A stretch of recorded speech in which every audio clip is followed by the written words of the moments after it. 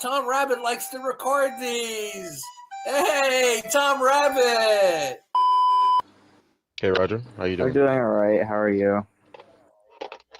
I'm doing well. Um, what did you want to talk about? Oh, we could talk about the agnosticism point again. Okay. So let's basically, if somebody is affirming a proposition explicitly or implicitly, it makes no difference either way. They're going to position they're affirming is going to be beholden to the laws of logic. Okay. Namely, in this case, is going to be the law of excluded middle. So when an atheist, or really when anyone operates within the world, they are affirming propositions. Okay, and implicit or explicit with those propositions is going to be some metaphysical framework or model of reality. Okay, that's foundational, and God is in the category of one such model of reality, meaning that when they affirm a model of reality, it's going to entail either that God exists or that God does not exist, because they're affirming a proposition with respect to the model of reality if they're predicating meaningfully and operating in the world as such. Okay. So what's the first premise of that argument? If I were to formalize it, I mean, just off the top of my head, I could just say like I don't know did I say something like, I said something like, if you're like affirming a proposition implicitly or explicitly, or, I mean, I don't know if I'd really be, well, yeah, it would just be the case that if you're affirming a proposition, um, that the proposition you're affirming would be beholden to the law of logic, the law of excluded middle. Okay, so if I'm affirming a proposition, then it is beholden to the classical laws of logic. Sure. Yes. What's the next step? Okay. Now, everyone who's predicating is implicitly affirming a proposition with respect to their model of reality or their ultimate metaphysical framework, not like smaller. The way I'm defining metaphysics is somewhat narrow, just like we're talking about the ultimate nature of reality, not other like smaller metaphysical concepts. Okay, sure. What's the next step? Okay. God is one such metaphysic, meaning that Okay. then if you just take, so then you could just put it into like modus ponens or something like that. You say if you're affirming a metaphysic, you're affirming something about God, either that he exists or doesn't exist. They're affirming a metaphysic, therefore they're affirming a proposition about God. Okay, yeah, sorry, that was just a little bit fast. So I'll tell you what I've written down so far. So if you're affirming a proposition, then it is beholden to the classical laws of logic. Everyone who is predicating affirms a proposition vis-a-vis a metaphysical framework, and then God is one such metaphysic. And then after that, you talked a little fast. I didn't have time to write it down. So where do we go after God is one such metaphysical view? If you're affirming a metaphysical framework, you're going to be affirming something about God, as it pertains to whether or not he exists, and then they are affirming a metaphysic, therefore they're affirming something about God, Okay, meaning that they can't be agnostic. got it. So yeah, let me just write it all down there. Okay, got it. Okay, right. So here's my point, and I'm just looking at the structure of it. So let me just read it again back to you, and if anything's being missed, then we could cover that, because I don't want to go down the wrong road. So if you're affirming a proposition, then it is beholden to the classical laws of logic. Everyone who predicates affirms a proposition vis-a-vis a metaphysical framework. God is one such metaphysic. If you're affirming a metaphysical framework as to whether or not he exists, then they are affirming a metaphysical worldview. Let me set that right. So that the premise would be, if you're affirming a metaphysic, you're going to be affirming something about God. So it'd be like if P then Q. So if you're affirming something about a metaphysic, then you're going to be affirming something about God's existence. Okay, got it. Sure. Therefore, they can't be neutral and something like this. That seemed to be your conclusion. Okay, fine. So let's just kind of look at the schematics of this kind of argument. So it seems as if what's being said, at least in certain instances, is that you have as your third premise, God is one metaphysical worldview. And then everything seems to be anchored accordingly. So in the second premise, the fourth premise, you say, if you are affirming a metaphysical framework as to whether it has to refer to whether or not he exists or something, right? Fine. And I guess what I'm saying is that, at least to me, formally speaking, it's difficult to see how this would be valid. That's the first point. The second point is to say, well, why can't I just say, instead of the third premise, God is one such metaphysics, modal realism is one such So here's how the argument would work. If you're affirming a proposition, then it is beholden to classical laws of logic. Everyone who is predicating affirms a proposition vis-a-vis a metaphysical framework. Modal realism is one such metaphysical framework. If you are affirming a metaphysical framework as to whether or not metaphysical modal realism is true, then you're affirming a position about modal realism. You can't be neutral about modal realism. Is there anything wrong with that argument? If it's you just by modal realism, you're saying that there are real like Possible saying like worlds. real categories of possibilities and things like that, and impossibilities, like necessities, that kind of thing. Yeah, no. So possible worlds genuinely exist. Yeah, but that wouldn't. So like I'm talking about when I say metaphysics, I'm talking and the way I'm defining it, I'm saying the nature of possibility, what it means for things to be Yeah, real. that's what. What Yeah, kinds modal of realism. Modal realism does that. That's how they quantify over possibility and necessity. It does all the work by supposing that there like an infinite number of possible worlds and whatnot. So it is a metaphysical view. I'm guessing what I'm no, but saying. I'm saying like the nature, not. I mean, so I'm not like the most familiar with like the terms of modal realism, right? But if you're just gonna say that like just modal realism is just that there are possible worlds that are more than one possible world, then and that's all it says. It doesn't entail anything about the nature of possibility itself. Then I No, wouldn't it does. classify it It as a does. metaphysics. Okay, It then if it does. does, then you can't be neutral. Okay, so are you neutral about modal realism? No. Have you studied more? Have you studied modal realism? If you're just saying like it's about the nature of, I'd have to see what it entails. But if I'm just saying like just on Yeah. the So face of it, fair. if So I'm not, are you then admitting that you're non-neutral towards something that you've never studied? yes, you can be non-neutral to things you never studied. Okay, yeah, but when it comes to something that's as sophisticated as an entire metaphysical framework, whereby there are things that are connecting to other things, and there are accounts of possibility and necessity, and the ontological status of those things that lie therein, doesn't it seem, at least from a prima facie perspective, that in order to make an assessment either way on the veracity of the theory, you must first understand it in its intricacies? Not necessarily, So then, because if you, why do I have to understand your view then? well, the point is that if you believe that X is true, then anything that entails not X would just be false. So No, that's you don't no, have to yeah, study every non-X position to know that it's false, as long as you know what it entails, right? So the point is that I'm not neutral.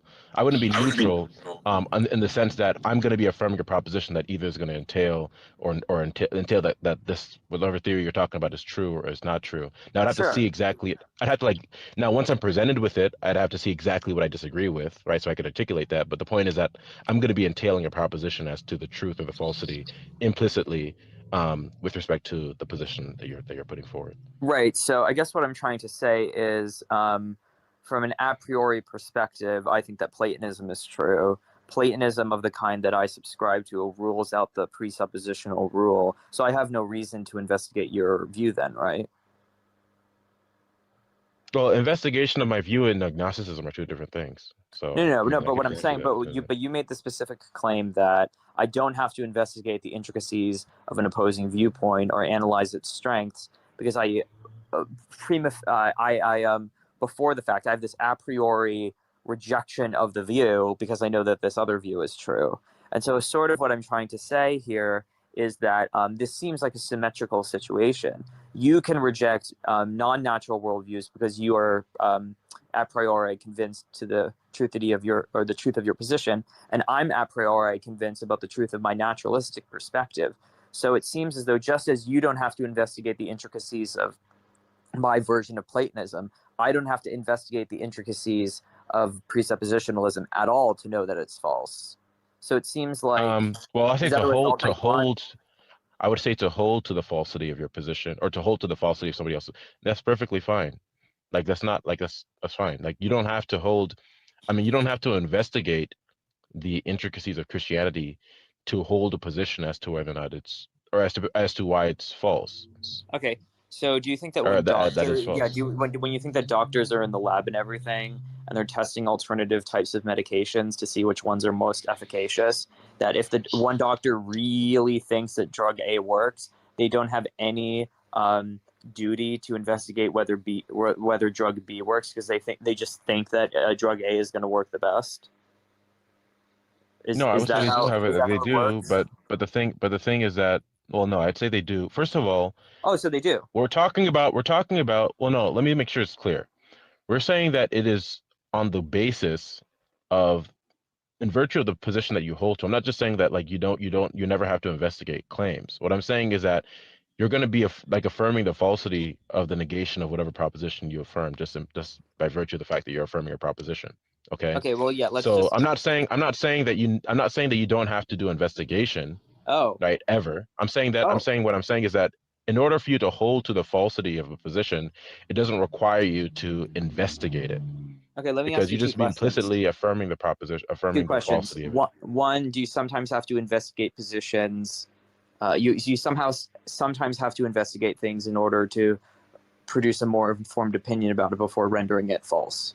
Yes or no? Okay, I think you're asking two different questions. I think you're equivocating a little bit. The first question or the first issue is whether or not you can hold to the falsity of a position. The other issue is whether or not you can have an informed position about the falsity of a position. Those are two Yeah. different things. Yeah, sure. What I'm Okay, what I, let's just so let's all I'm just talking about right now is just that what you're going to be affirming is just going to entail the falsity of every position that is negating it. Whether or exactly. So not then the why position you study have those is other informed or not. positions? Why study those other positions then? If it entails the falsity of the positions, why study those Because other maybe your positions? because your position may be internally inconsistent. Your position may Oh, be right. So you agree that your like position it might may be have problems. you agree that your position may be internally inconsistent then?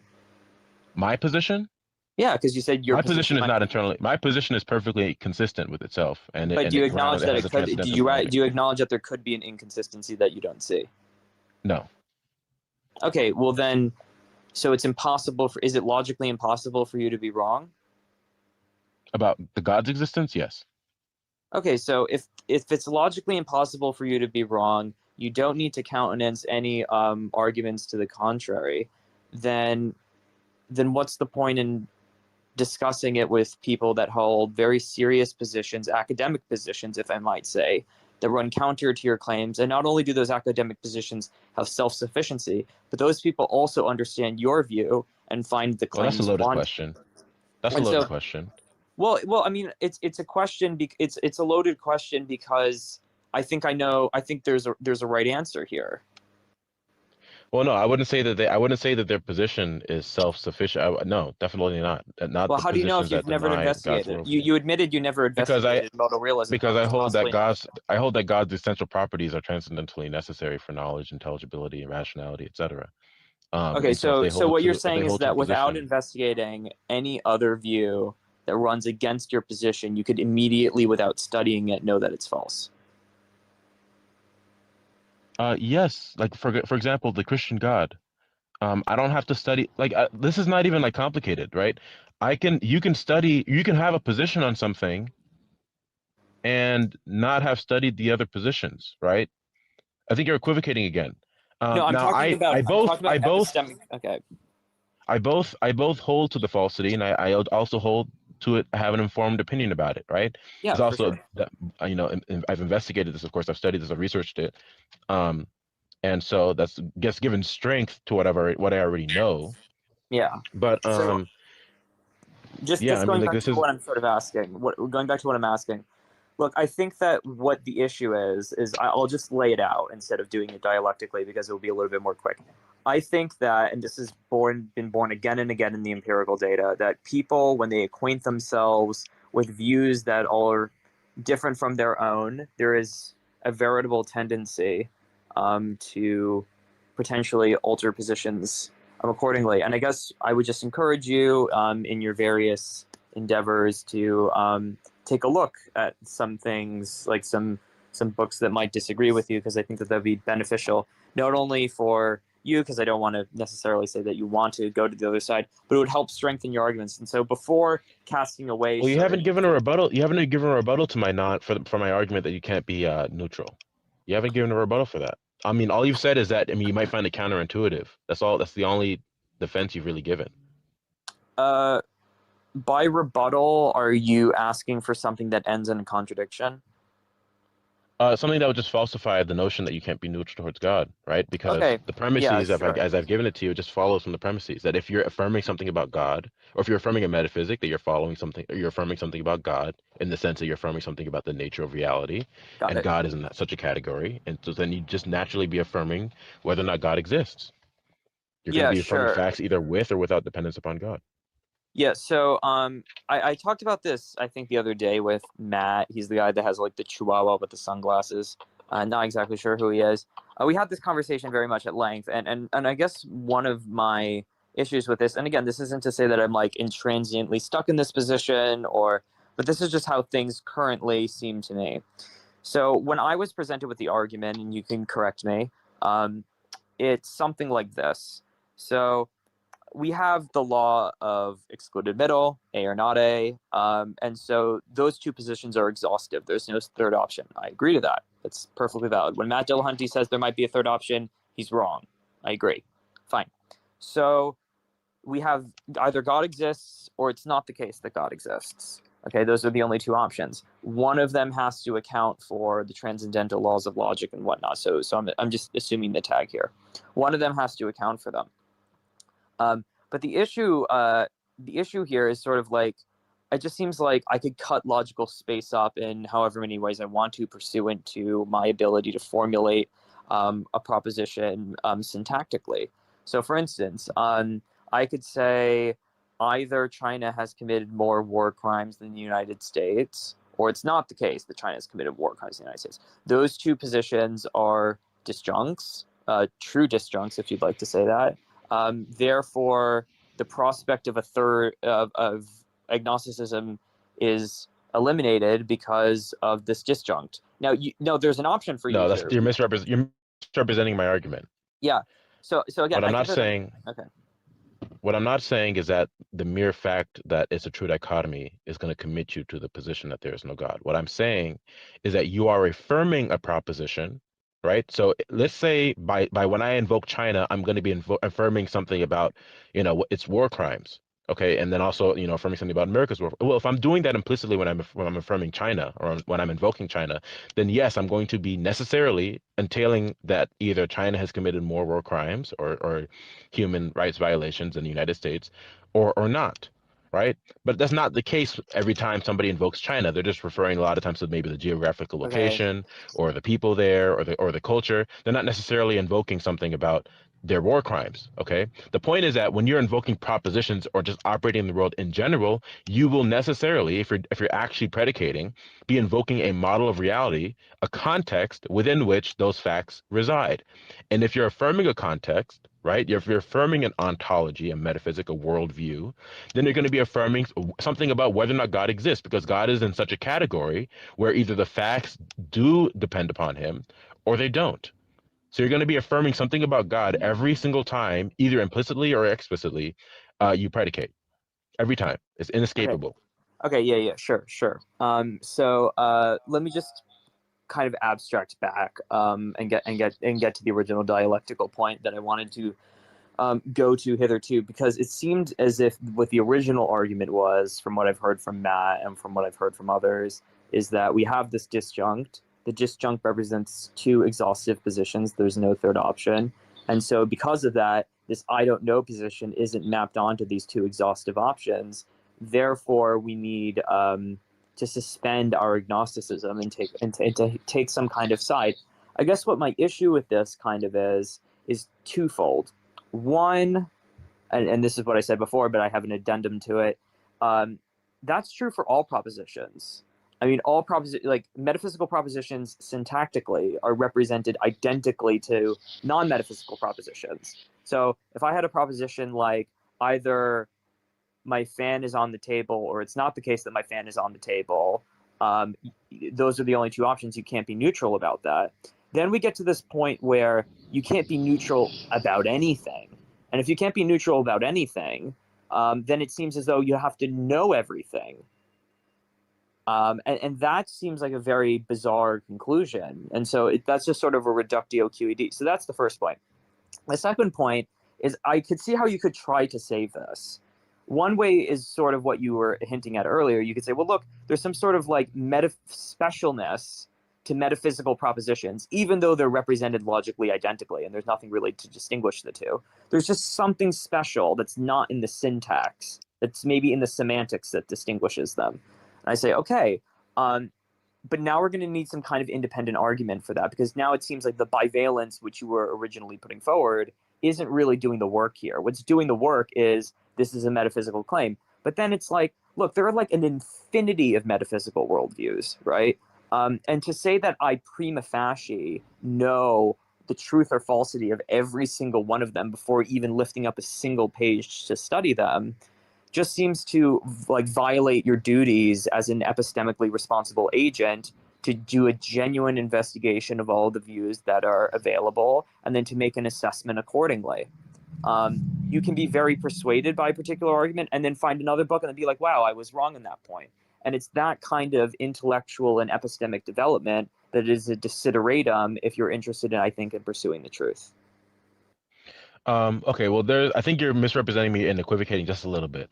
So moving backwards to forward, okay, what you just said about knowing that God exists and that everyone would have to know, these propositions, and also about the fact that there are, innumerable metaphysical positions. So first of all, I didn't use the term knowledge here because I don't believe, for example, that atheists know that there is no God. I don't believe they have justification even for believing that. So I'm not going to classify it as knowledge. What I'm classifying it as is the proposition that they affirm is going to entail something about whether or not God exists. So by that's what I'm saying. There's no neutrality here, that they're going to have to affirm a proposition as to whether or not God exists. Knowledge is not a relevant factor in this discussion. Okay.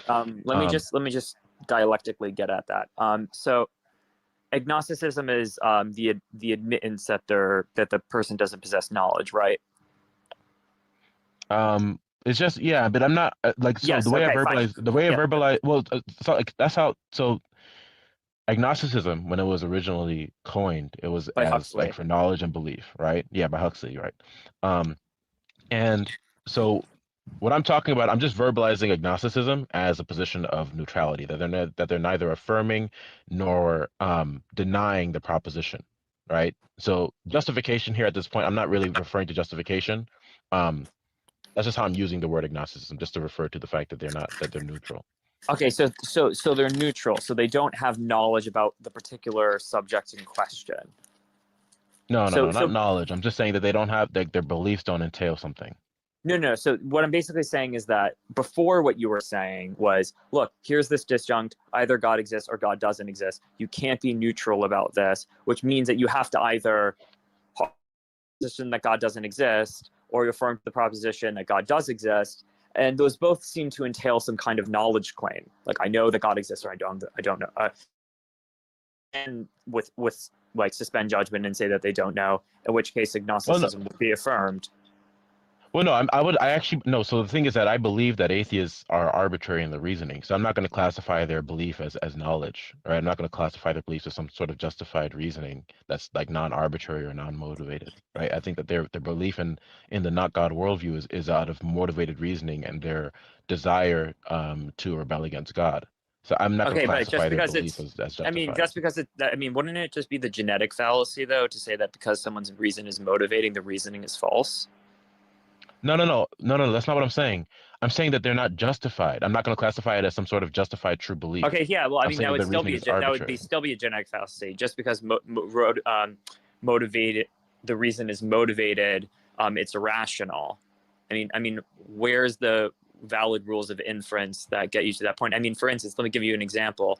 The prosecutor, for instance, let's say, so this is Sedgwick's prosecutor, classic example. The prosecutor is motivated to criminalize the person because he just doesn't like the look of their face or something like that. Okay, but he has bad reasons for doing it, but nonetheless, his arguments are absolutely impeccable, and the jury finds them convincing, and they convict the person. And the person actually happened to be guilty. So, is what you're saying that That's not because that's not what I'm saying. they had motivated reasons, his arguments were irrational? No, I'm saying is that they are arbitrarily. So the first thing I said was that they're being arbitrary, right? So for the same reasons that they would reject God, would be the exact same reasons why they'd have to reject their own position, right? So then what they're left with is that they just arbitrarily picking, and because they don't want God to exist at that point, the not God position. They don't want to be held accountable to God. That's what I'm saying. Okay, so maybe they there's have miscommunication, but motivated that's what I was. reasons, and what's the next step? They have motivated reasons, and that's bad because. Well, their motivated reasoning is born out of the fact that they don't have a reason for their own atheism, and so they just choose atheism because they want to. It's not because they have a reason. Is that true for all atheists? Is that true for all atheists? Yeah. Well, I mean, definitely Graham all the ones Oppie? I've talked to, but yes. Graham Oppie? Have you Yes. talked to Graham Oppie? Yeah. Yeah. No, but so for example, Darth has talked to Graham Oppie. I was there No, I live heard, in the yeah. conversation, Mhm. right? And I'm more than like, so I would challenge any atheist, PhD or otherwise. I'm not intimidated by their academic prowess, right? Because the Bible makes it very clear that God makes foolish, sorry, the wisdom of the world. But yeah, has God not made foolish the wisdom of the world? So that's like, I'm not intimidated by anyone who wants to claim that they're an atheist, because at the end of the day, they don't want God to exist. But listen. Do you know that? Yes. How? Because God's revealed it to be the case. But Okay, like that's a different issue. That's an issue than whether or not you can be neutral towards God, right? This is like okay. I mean, this is a different issue. Let me just revert back to the original point. Okay, so the original point seemed like we were going down a bunch of different avenues, and I'm just sort of going to summarize the discussion.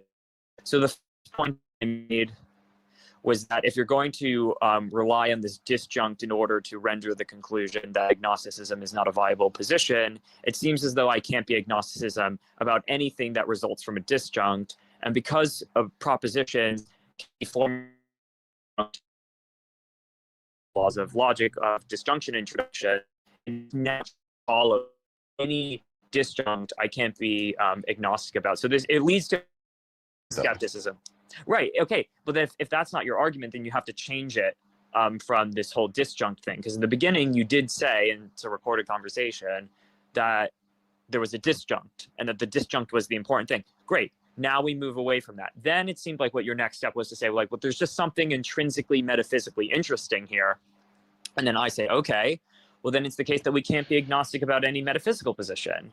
And again, this sort of seems to run against what our epistemic duties are as responsible agents, because it seems like in order to accurately assess and determine and come to a belief, we have to seriously weigh the strongest arguments against our positions. It illuminates our own position even further, or causes us to have a revision of belief. I mean, this is just sort of like what the scientific philosophical method is. But if you're saying that we don't need to do that, then you're sort of running against the grain of the majority of scholarship. So that's one point. Well, okay, go ahead. Okay, and then the last point, which I think is salient, is to sort of say about this motivated reasoning thing, which is that you were saying, well, look, the atheist or the non-believer or whomever, they have motivated reasons, and those motivated reasons therefore make the result irrational. And it's like, I don't even know if that's the case, because we could be unaware of our motivated reasons, right? I mean, you could be unaware that you have reason to have these kinds of conversations. Does it mean that your arguments are irrational? Probably not. I mean, but if you want to be consistent, you would have to at least concede to the possibility then they're irrational. Okay. So I might have misunderstood what you were asking me, like the last time we were talking, but I did make it clear to you, like afterwards, like what I was saying, right? So I wasn't saying that merely because of the fact that there's a disjunct, again, right? That therefore ipso facto means that there is a non-neutrality position towards every proposition. If I had made that mistake, I might have misspoken or misunderstood what you were asking me. But what I made it clear, and I also made it clear that it wasn't something intrinsic about like metaphysics in and of itself that made it the propositions that refer to them any special. What I was saying was that they are affirming. Again, I define special and specific way. I'm just defining it with reference to like the nature, what it means for things to be, right, the ultimate metaphysical context, right, that all things are going to refer to when it comes to like possibility and the and so like small like numbers or whatever, that's not going to be like in this kind of category, right? Platonism is not going to be in that kind of a category. We're talking about the nature of truth, the nature of possibilities and impossibilities. Okay. And when you answer, and that's going to be required, everyone's going to be making a statement about that, affirming truth, they're affirming possibilities, they're affirming relationships between facts. And that's only meaningful if you have a reference point for those things. So if you're going to be affirming something with reference to like what those are, then you're going to be affirming something about God, because God is in such a category of a metaphysic as I've defined it, right, that would answer these questions. Okay. And so let's be clear. You're affirming a proposition, right?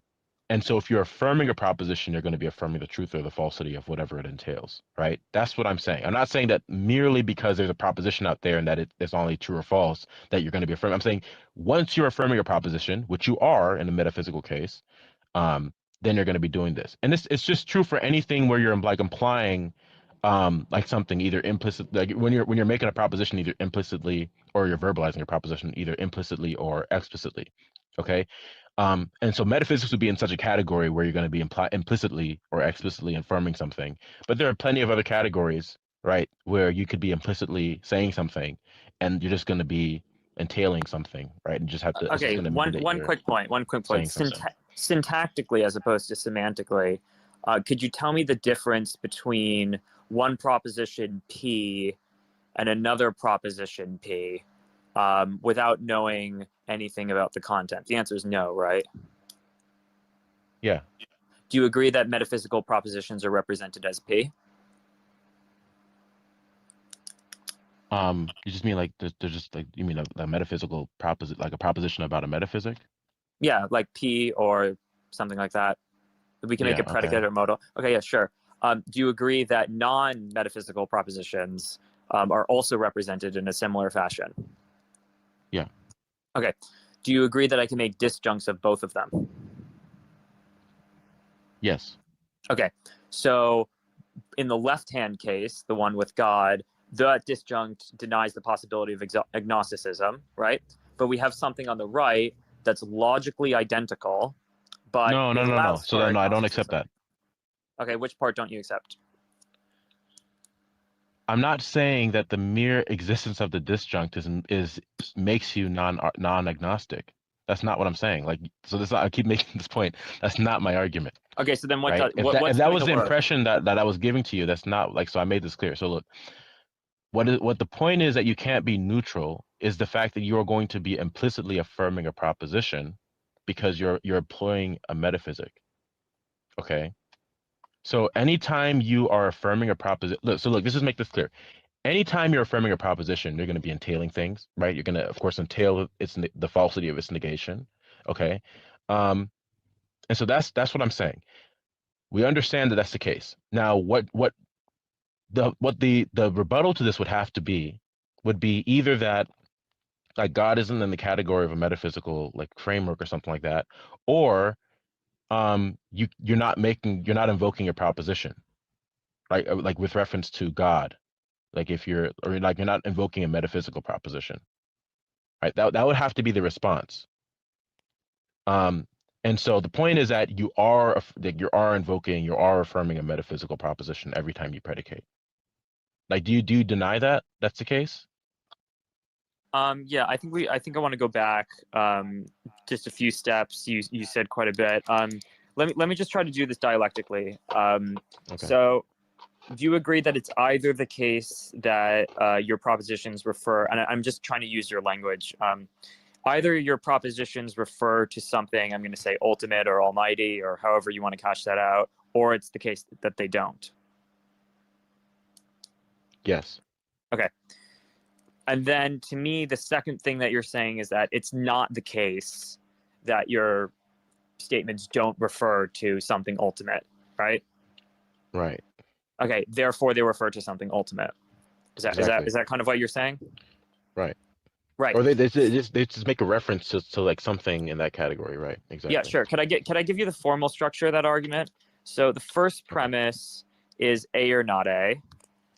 The second premise is not A, and then the Right. conclusion Just is A. a disjunctive syllogism, right? Yeah, the issue with this though is that the second premise, not A, through double negation elimination, via natural deduction, reduces to A. So if you do the calculus, which is available, not A becomes A. So the second premise is A, but then hang on, the conclusion is A. Yeah, I'm not I'm not a logician. Like all I'm Right, but trying to I mean, if explain you're to going you. to be making these kinds Listen. of arguments, if you're going to make it, Well, I look, mean, let me just explain this to yeah, you. Like if somebody's affirming a proposition, okay, that means they're going to be like it's going to entail certain things, right? And with reference to your metaphysic, if you're affirming a metaphysical proposition with respect to the metaphysical reality, you will be affirming a proposition with reference to whether or not God does exist or God does not exist. Okay, that is the fact of the matter. Now, if you want to dispute that, you can, right? But if that's the case, then that means they're not neutral in the sense that they're not in a position where they're not entailing the existence or the non-existence of God, okay. because they're Just a affirming a quick question. proposition with reference to God. So just yes or no, are you interested in the logic? Definitely. Okay, so then we're justified in talking about it. So the first premise of your argument is A or not A. Okay, let's make sure we're clear. What is A? What is not A? A was sort of what I was taking vociferous notes. A is a statement must refer to the existence of God for its intelligibility, or it's not the case that a statement. And so not A is the negation of that, which is it's not the case that a statement has to refer to God in order to have intelligibility. So A or not A. Okay. Okay, fine. So and then it seems to me your second premise is it's not the case that it's not the case that okay, that's just overly technical. The casual way of saying is it's not the case that your statements don't refer to some kind of higher power for intelligibility. That's not the case. So it's a double negation. Okay, fine. And the conclusion is it is the case that your statements refer to some ultimate power in order to achieve intelligibility and ultimacy, right? So Well, that's not my argument. So let's make clear. That's not relevant to agnosticism. This is more like maybe like something like an argument for God's existence. Right. No, but is this kind of your argument with respect to J. Robin's not really giving a good response here. So what Roger's bringing up, this is what Malpass brought up in one of his papers or blog or something. And he's saying that this disjunctive argument is trivial because we say like premise 1 A or not A, premise 2 not A, conclusion A, right? And since not A is just A, all we're saying is A or not A, therefore A, which is trivial or something. But the problem that Malpass has overlooked is we give a reason for not A, so it's not just arbitrary. The premise 2, when we say not A, we provide a reason for that, so it's not arbitrary. So that's what's getting overlooked here, but J. Robin isn't picking this up at this moment. Okay. So, yeah, in other words, he might, well, Darth's popping in here too. Have you seen this one? No, I'd be curious to see how Darth responds. Yeah, because he's starting with logic as it just is. Darth is probably gonna change the subject. I don't know. We'll see, but yeah, Darth is here to save J. Robin. All right. Well, I've been getting a little distracted with the knuckleheads in the side chat. So, no worries. I wasn't gonna say a whole lot. I just wanted to say that for like the video or people listening. No, it's all good. But Ace, I don't need you to tell me that I'm a humanist. Just come on, get off it, dude. Okay. God's existence, at least. I'm trying to get to a point. Well, I formulate it differently. So I would Okay, use how would like you modus formulate it? ponens, like the Let's go transcendental through that. argument. Yeah, let's go through that. Well, like this is totally different from agnosticism, but okay. So like I would say something like We're having fun. God We're is having fun. required. God is transcendentally required for knowledge, intelligibility, rationality. Premise one. Premise two is that there exists and we have and we possess knowledge, intelligibility, rationality. Therefore, God exists. God exists. Okay. Or not. That wouldn't be. That wouldn't be. So I'd actually no. That would just be transcendental. But like putting into modus ponens, you would say, assuming that X has preconditions. What do you make of this statement here, P. Morris? Can you put together a case for humanism and free will? How that would work?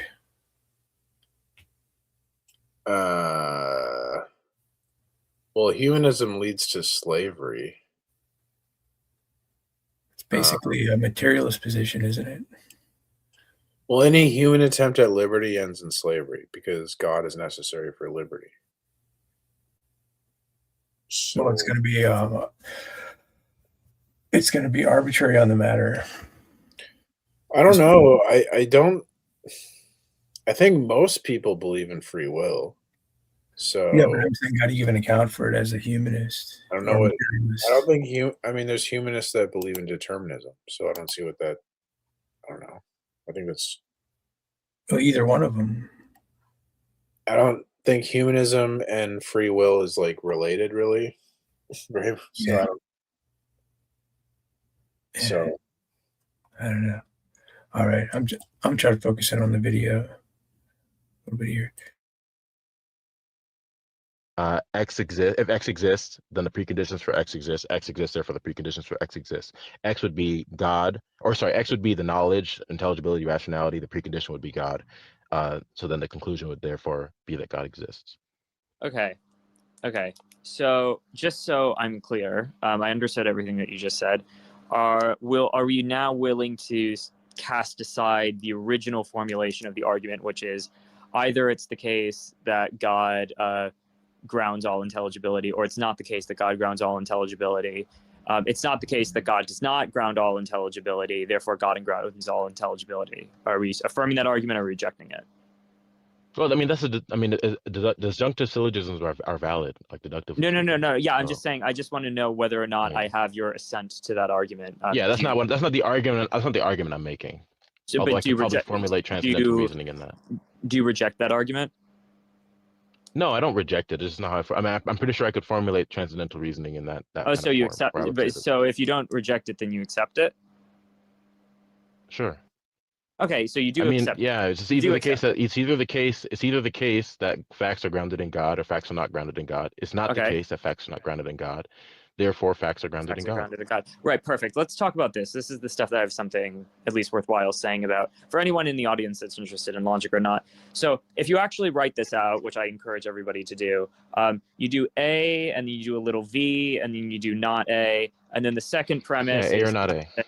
Right, and then the last is A. Right. Now, in logic, whenever we have a double negation, the double negation gets eliminated by the rule of double negation elimination. So that premise. Right there. You can stop right there. You're pulling in Alex Malpass. Okay. You know who Alex Malpass is? Yeah, I'm talking to him tomorrow. Okay. This is what he pulled with Matt Slick. Okay. This is the problem between the modal logic that you're presenting in terms of mathematical formulas, because when we say not God, that can mean more than one thing. Are you aware of that? Could you maybe explain your point and then I'll. So the answer is no. Does not God, can that only mean one thing, or can it mean more than one thing? Depending on how it is formulated. Well, my initial pre-theoretical belief is that if it's a double negation of a proposition, then it just means the proposition. Okay, yeah. This is the problem. People who are thinking in terms of representing certain propositions as mathematical formulas. Okay, because you get guilty of being a hasty generalization. This happened with Matt Slick and Alex Malpass. Okay. So in the way that Matt Slick was communicating, and I've talked with Matt Slick about this quite a bit afterwards. All right. When we say not God, we're not, that's a truncated formulation saying the not God world cannot ground the basis of intelligibility. See, Okay. Darth is basically saying what I'm saying here. Okay. You see that? Where Darth is saying that just because the mathematical formulation is like not A, there's more substance to that, right? So he's cashing out the substance here. That's what I was saying. Mm. Okay. So the not God can be understood in two senses. It can be a direct negation of not God. So not God would equal God. Or if we say it in a truncated representation, not God, it could also refer to that not God cannot provide or ground the basis of intelligibility. You understand? Yeah, I understand what you're saying. Okay, so when Jay Robin or people like Matt Slick tried to give a brief syllogistic representation, and somebody like yourself, not accusing you of any deception or anything like that, but if you truncate it to not God, you have to be careful which not God are you referring to? Is it the negation of not God? Or does it simply mean that not God cannot X? See the difference? Yeah. Maybe if you guys could spell it out in the complete detail When that we say is befitting, that'd be not great. God, when we say in a truncated or in a brief fashion, not God, depending on the context, but in this context, what we're saying is the not God position cannot account for the grounds of intelligibility.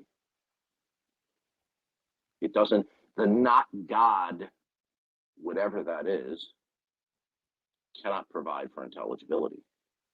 Right. It Okay. is not saying not God, whatever that constitutes, does not exist. Sure. So So this is the Like problem. when you asked So me, this is the problem of semantics when certain propositions are translated into mathematical formalizations.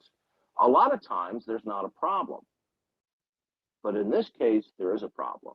Okay, and if you go back and you listen to the interaction between Matt Slick and Alex Malpass, Matt Slick, was a little bit confused at first, right? But then afterwards, upon contemplation and conversation, he realized the mistake that he was not clarifying, and the same with Alex Malpass. So when we say either God or not God can provide the grounds of intelligibility, and we say not God, okay, we're not saying that not God doesn't exist.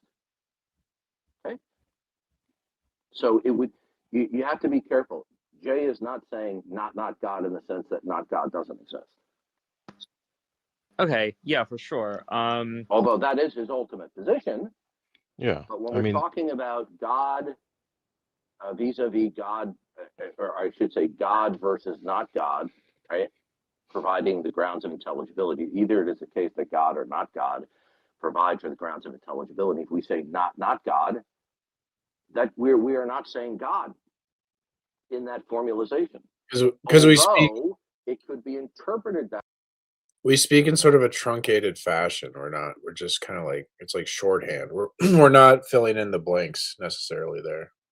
So Roger's being pedantic and he's like, hey, you didn't fill in the blanks, therefore this doesn't follow, which is it sometimes in syllogisms or arguments, there's what they're called hidden premises, right? And then if you don't, it's kind of taken for granted, these hidden premises. And if you don't fill in the blanks, then the argument doesn't make sense. So Okay. Can you think of an example? That's um, interesting. It's well, okay. there's one I make with hidden premises I got from James Anderson, who's a PhD in philosophy, and there's hidden premises. the argument has to do with like the one and the many. And a hidden premise in the argument is that like only the Christian worldview has a triune God, right?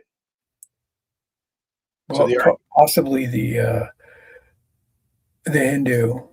No, but it's not this. It's not the same. it's not the same. I mean, but yeah, anyway, go ahead. Like, yeah, only like the Christian triune God is a specific, like the hypostatic union and all. No, there's no other Yeah. God. So Right. that would be like a hidden premise in the argument. It's not explicitly stated, but it's kind of like, well, people should know that, you know? Yeah.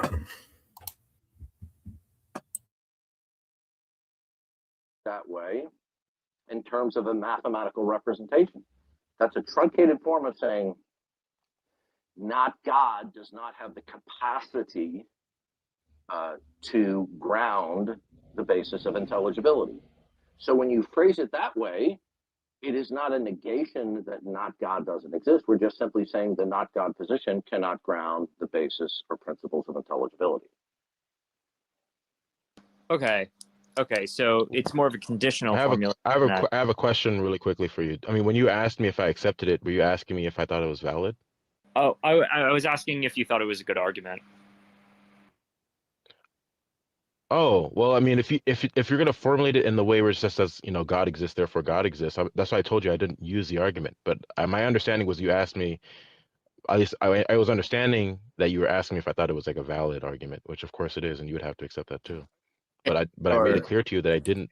So like maybe you weren't being clear when you were asking me the question. Yeah, maybe because I made it clear that I don't use that as an argument. Yeah, so let's try to really pin down then what the argument is. To me, it sounds like it's conditional in nature. So it's something like if there's a grounding to logic, then that grounding must be God. There is a grounding to logic, therefore God grounds it. Is that right? I'm sorry, you said if there's a grounding to logic, then yeah, God grounds it. Or I mean, or you could put P for something else. Like if statements are in fact, if we can make intelligible statements, then God secures that fact. We can make intelligible statements, therefore God secures that fact. Sure, yeah. Okay, so that's sort of more what you're saying. Right, it's just transcendental argumentation. Okay, so we're moving away from the disjunct now. So I guess this is a little bit more clear then. So let's just go through each of the premises, and maybe you could give me just like a quick explication of why you think that's so. He never responded to what Darth said. He just instantly moved on to another argument. He didn't go, "Oh, I was wrong," right? See that? That's kind of sleazy. First premise, I haven't. Boy, yeah, I wouldn't imagine he would. Yeah, he just was do like, that. Yeah. Written down. Then God grounds those intelligible statements. Why don't you explain that a little bit? Yeah. So God exists as that which is God is a mind. God is relation. He's revelatory, always truth revealing, omniscient and omnipotent. And these are required characteristics for intelligibility. Now, I'll go through God's essential properties one at a time. So there must be some old metaphysical framework that exists, ultimate metaphysical reality that exists, that's going to be the basis by which truth is, right? States of affairs are actual and intelligible. And the reason for this is because if it were not the case, then any supposed, and I put this in quotes, happenstance in such a world would be spontaneous without any rhyme or reason or connectivity or correlativity.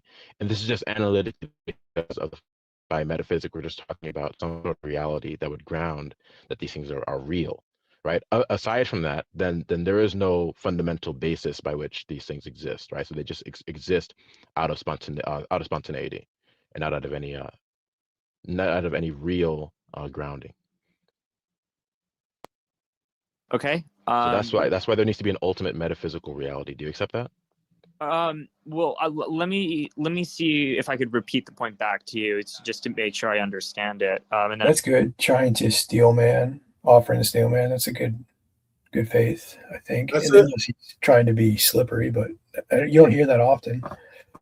Yeah, I think asking your opponent to steel man you is good. Yeah. Yeah, I should do that more. And I could probably give you an answer. So the idea is to say that the reason why P implies Q is true is because God is necessarily truth revealing. There has to be an ultimate metaphysical framework against which all facts can be made. God provides that framework, and so his account is both necessary and sufficient. Do you know why, Roger? Well, Roger, do you know why? Well, yeah, I'd be open to learn. Yeah. Because every state of affairs, every discrete particular that is not God, all of that in this framework derive and depend upon the mind, the purpose, and the plan of God. Okay? So that is why facts, the only reason why facts have not on the purpose and the plan of God. This is a distinction. Because sometimes people will just say, oh, well, God's just the creator. But we have to keep in mind that everything is what it is by virtue of the mind of God. Okay. Now, so that means every discrete particular, every discrete state of affairs is what it is because it derives and depends upon God. So it derives, I'll put it in a Ventilian sense. God is the first knower. He is the first interpreter because everything is what it is because it starts in his mind, purpose, and plan that he then executes and secures. Now, if you don't accept that for whatever reason, then what is the actuality and accompanying intelligibility? What does it derive and depend upon? Okay, I think I'm starting to understand what you're saying. Okay. Are you familiar with idealistic terms? Like idealism? Yeah, like an idealism. In idealism, they talk about a abstract universal, a concrete universal. Yeah, for sure. Okay, so from a biblical and Ventilian perspective, God is the concrete universal. He's the all conditioner. Okay. All right. So God not only institutes the particulars, whatever correlativeness, unity, categoricness that any particulars share or possess in actuality, they derive and depend upon the mind of God.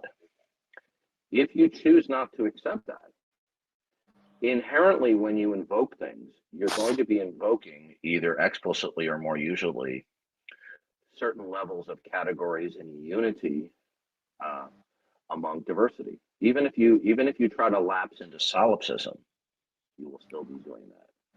So the question is, when you choose not to accept God and that he has revealed himself, that he is the all conditioner, that he is the concrete universal, he's the supreme being, the creator, he institutes all the particulars and imposes whatever actual unity there actually is, right? Then where do you get any unity among anything? Where's that come from? Are you asking me? Yeah. Okay. Again, I don't necessarily have firm views on this topic, but if we're going to, of course you do.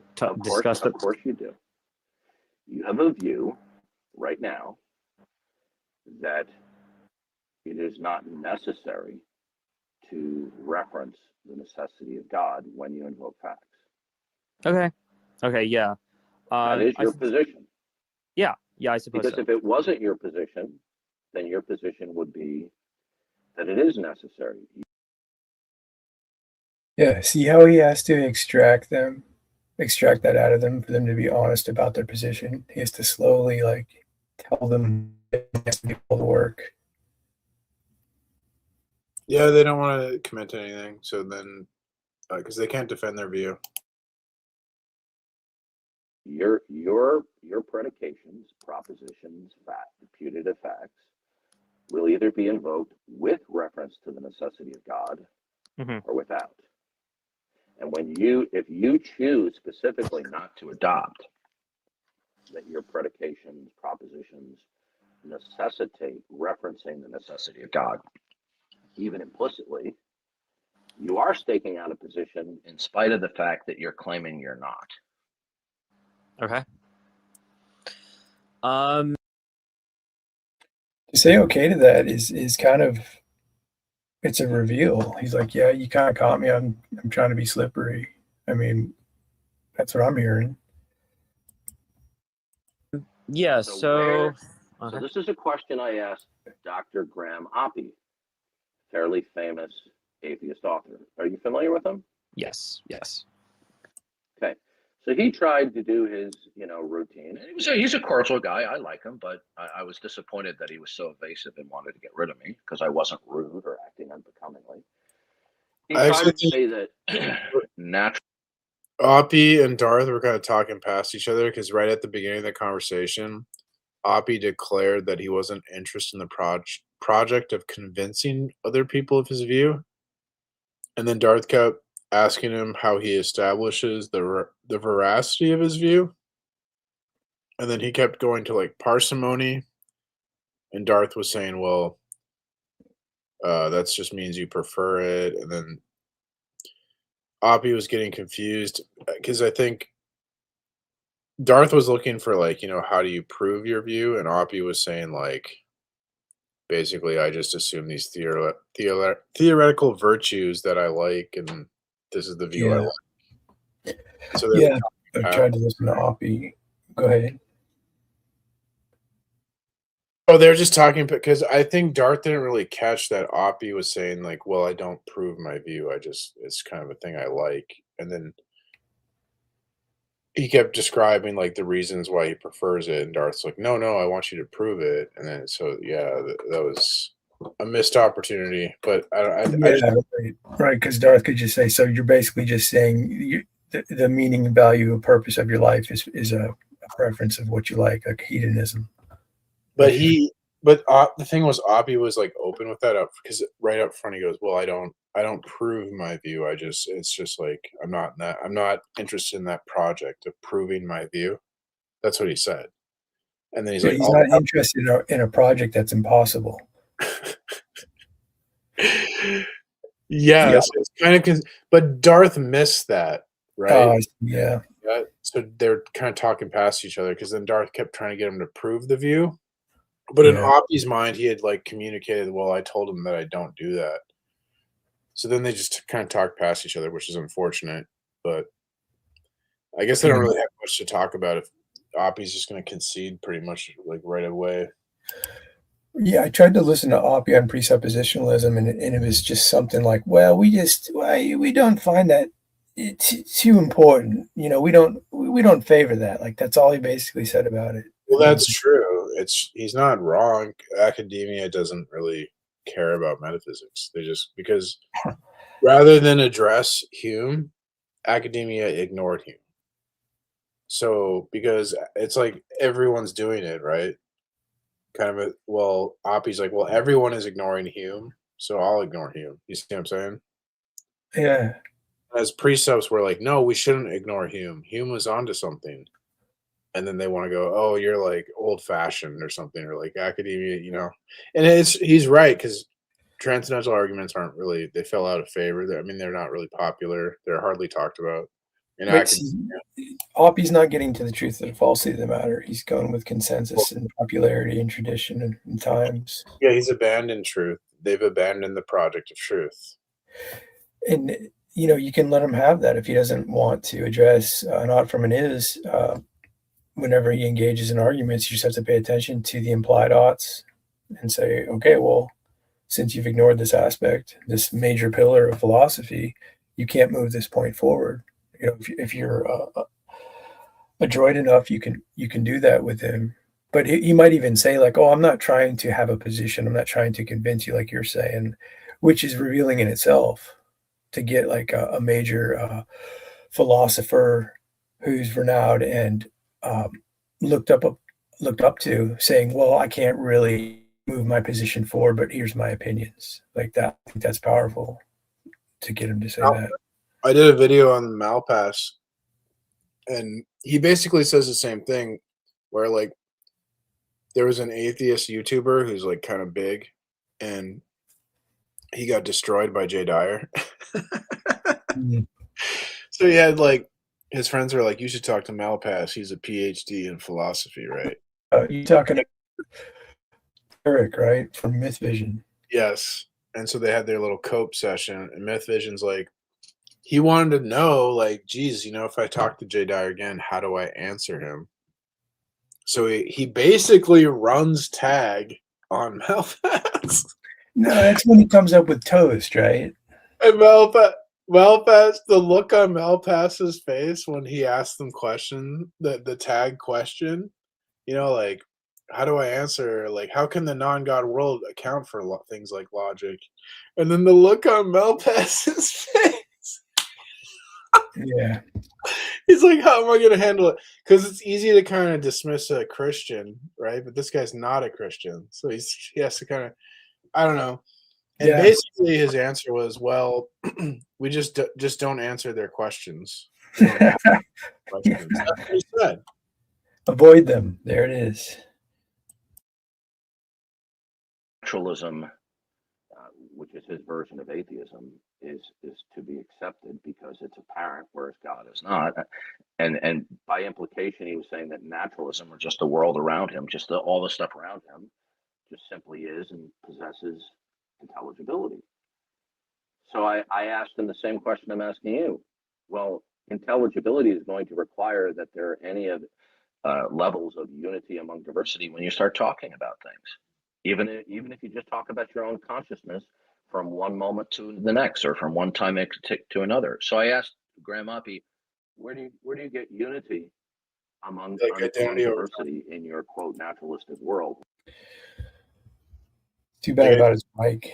He's talking about identity over time, like that requires unity, right? Because the skeptic is screwed. There's like so many, or like even to like talk, I assume that like the words I'm using mean the same things they did in the past when I speak, right?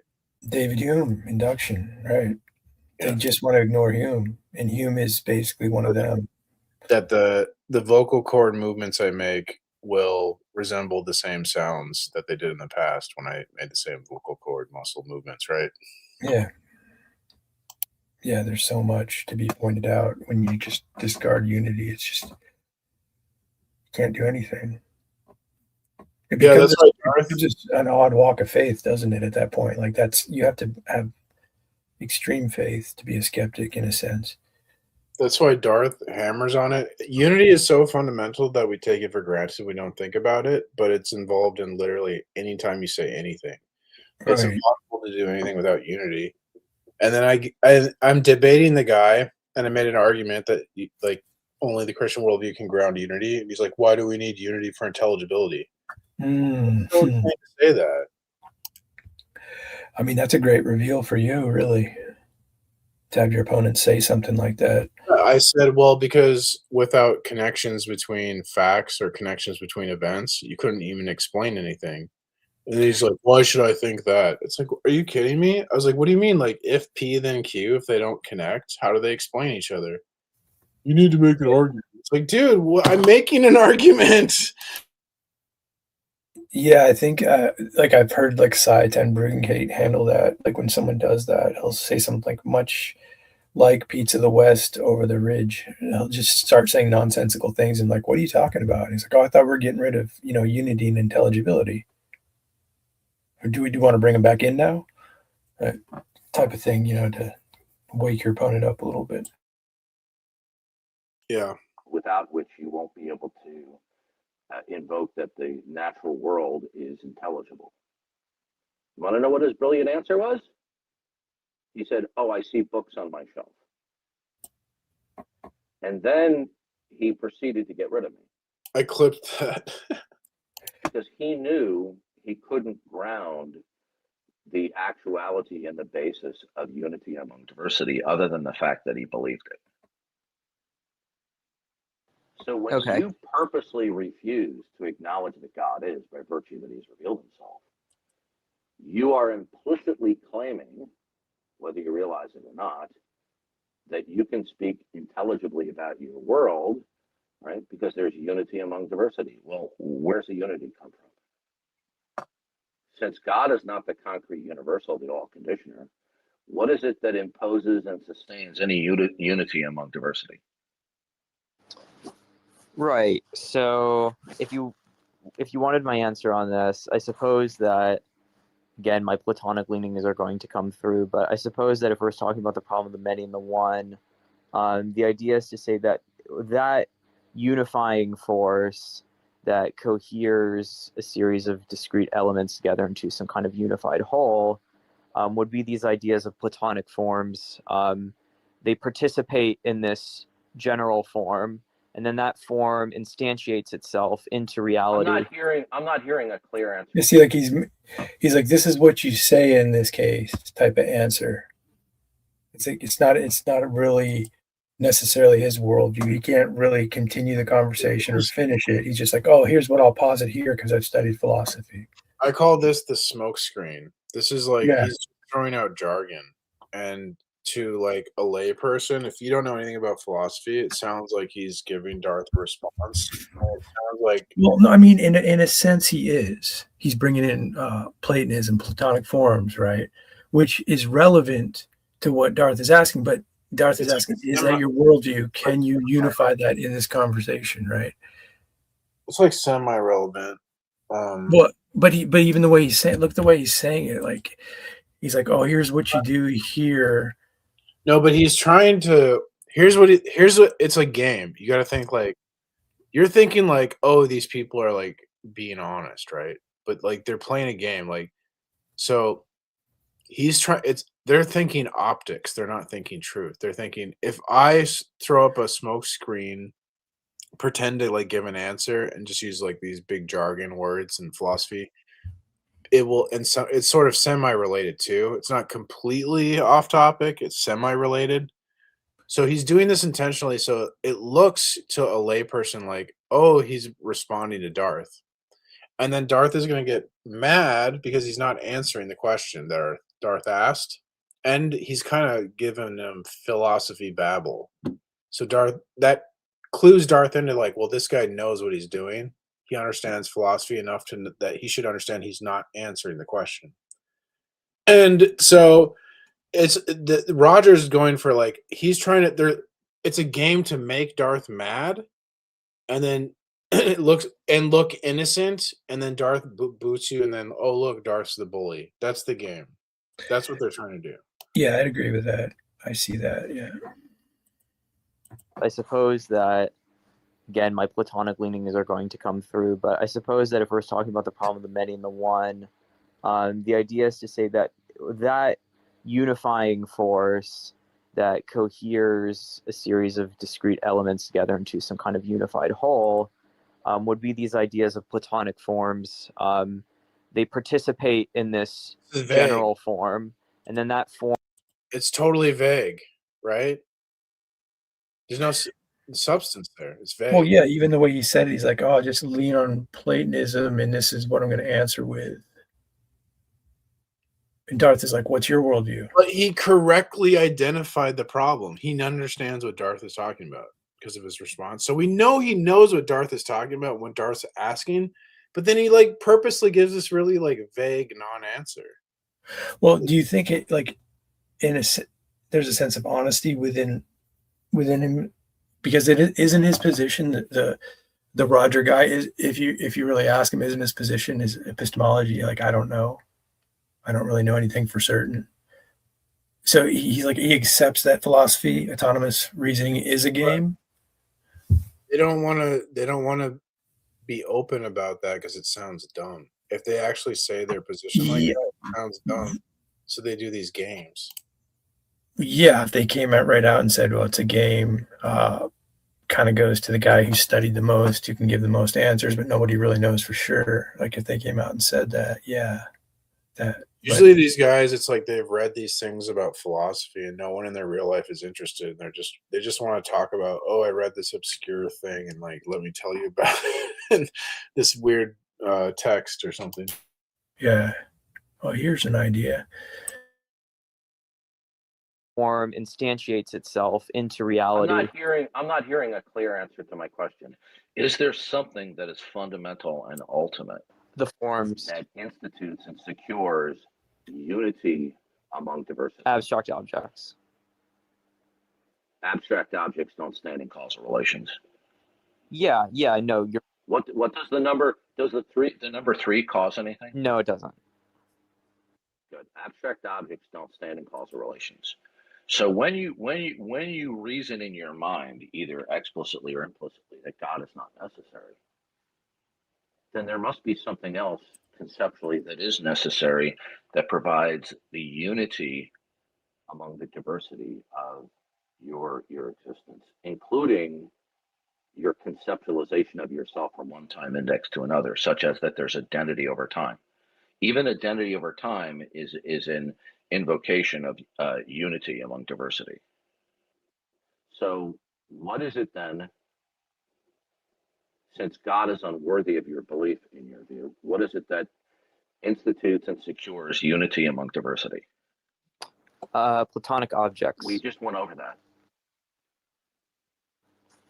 Yeah, I think. You know what you're, okay, hold on a second, Roger. You're like a person who gets pulled over by a police officer, and he says, driver's license and registration, please. And let's say I'm the police officer. You hand me your driver's license, and I hand it back to you and says, this is expired. Do you have a current driver's license? And you said, oh, yes, officer. You take back the license and you fumble around some more, and you hand me the same driver's license again. That's what you just did. Yeah. Right. I understand.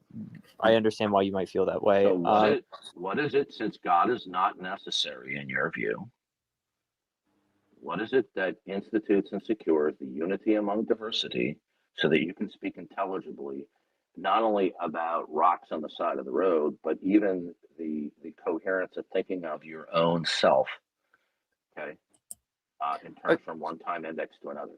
Okay, sure. I'll give a different answer just because the Platonic thing might be a dead end for this conversation. So perhaps wait a minute. So he's going to choose a new answer now.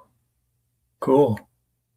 Are you being dismissive? Do you want to argue that abstract objects stand in causal relations? Oh no, that's not. I'm not. Yeah, no, I wouldn't argue that abstract. Okay, good. Okay, so I'm waiting for an answer. What is it that imposes and sustains unity among diversity? I think that personally, I believe that causally effete abstract objects do that because they are the grounding or the reference to certain states. Like what?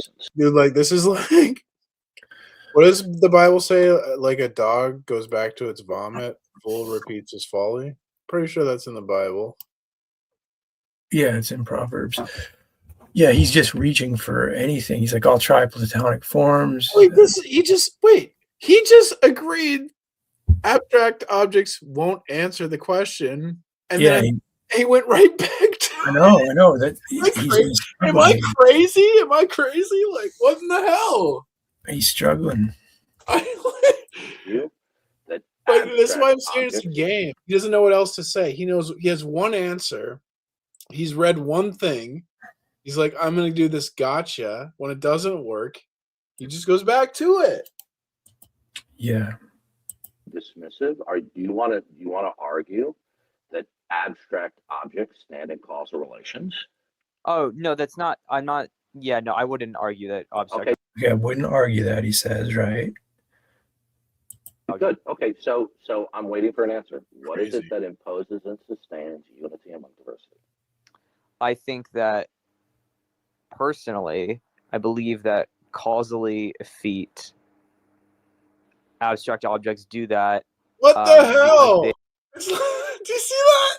Yeah, I don't know what that word was he used, but causally effete is just that would, in philosophy, abstract objects are causally effete, just meaning like the number 2 can't like turn your car on, or like, you know what I was talking about, the crowd can't hold the float up. It's causally effete. It's an abstract idea of individuals. Yeah. The crowd is causally effete, but the concrete humans are causal agents. So he just goes right back into it, seems. You have to be concrete to cause things. Concrete. That's why we say, like, what is concrete? that causes the world to be the way it is, as opposed to because an abstract object cannot cause things. Yeah. Beat. Abstract objects do that because they are the grounding or the That's the reference to third certain time you've states. handed that me would the make- expired driver's license. Nice. I could give an Aristotelian argument as well. If Okay, Roger, you just handed me the expired driver's license 3 times. It's like they think the worldview to worldview argument is like a bag of tricks. So I'm gonna stop letting people do this. Could be, would be. I'm gonna be like, tell me your view. If you don't, we're done. Yeah. Because we have to show them what you actually believe is ridiculous. It seems like Roger already understands it, and he won't. That's why he doesn't want to tell me what he believes. But if we're talking to someone who's willing to like explore their foundational assumptions about the world in an honest way, they should tell you, oh, I think this is the way the world is. I think this is how we know things are true. But Yeah. Imagine, years and years of atheism, like going online and smashing Christians and mimicking or ridiculing Christians, and having someone pin you down to your worldview and having to admit, yeah, I just operate on blind faith. I can't really make sense of it. Like, that would be painful. So, right. Conscious of that, he's avoiding that at all costs. Like the guy you were playing today, Darth was talking, or no, it was Eli was talking to, the talk heathen guy. Oh, yeah. And he goes, I'd love if what you're saying is true and I'd be out of a job. Yeah. Out of a job. Well, geez, I wonder why you won't admit it. Yeah. Good one. Would like you to tell me, instead of giving me a word jumble, what specifically is it that is fundamental, absolute, that imposes and sustains whatever unity there is among diversity? Right. So there's unity among diversity because for each cluster or kind, there is some object to which those entities refer and derive their unity from. These objects have existed eternally, and they will never cease to exist. Roger, is there something that fundamentally secures all unity? Again, I would be tempted to say that I think the Platonic objects do that. Okay, so again, Roger, you're handing me the expired driver's license for a 4th time. I guess I think that the argument in favor of the When you say Platonic objects, are you talking about abstract objects? yes. Okay, good. Well, that's already been debunked. Yeah. What I just want to say. He said, yeah. Well, what is he doing here? He's like, yeah, I know it's been debunked, but I wanted to say it. Is I would offer some kind of argument in favor of this. So I'm going to offer some kind of indispensability argument, whereby we say that is there something that overall imposes all unity fundamentally? Again, I would just say the forms. I mean, because that's just what I think. Okay, so you just handed me the driver's license, the expired driver's license, for the 5th time. Roger, what unifies the forms? That's Is this analogy move further into Darth pulling out the nightstick? Is that where this is going? I wish Matt would not talk here. Yeah. Who's that? Matt Yester, he's kind of I don't really like him. Dog with goggles on. He's like he's more aggressive than Darth, but dumber than Darth. Like a drunk Darth, maybe. plurality, man. Yeah. What unifies them? I'm asking you, is there one thing that is concretely one as opposed to an abstract one that imposes directly or indirectly all unity among diversity? Is there one thing, Roger? I don't think there's one thing. Okay, so you don't have a concrete universal, do you? In the sense that, in the sense that you mean, then no, yes. Okay, so whatever unity among diversity you conceptualize at usually an implicit rather than implicit level, you are holding to that belief in violation of the same criterion of belief that you use to dismiss God. Nice point. Usually, in unity among diversity, you conceptualize at usually an implicit rather than implicit level. You are holding to that belief in violation of the same criterion of belief that you use to dismiss God. So your position is self-refuted by violation of your own fundamental criterion. Excellent. Excellent move. By self-refuting, do you mean it ends in a contradiction? No, what I mean is you're violating your own Literally- fundamental criterion.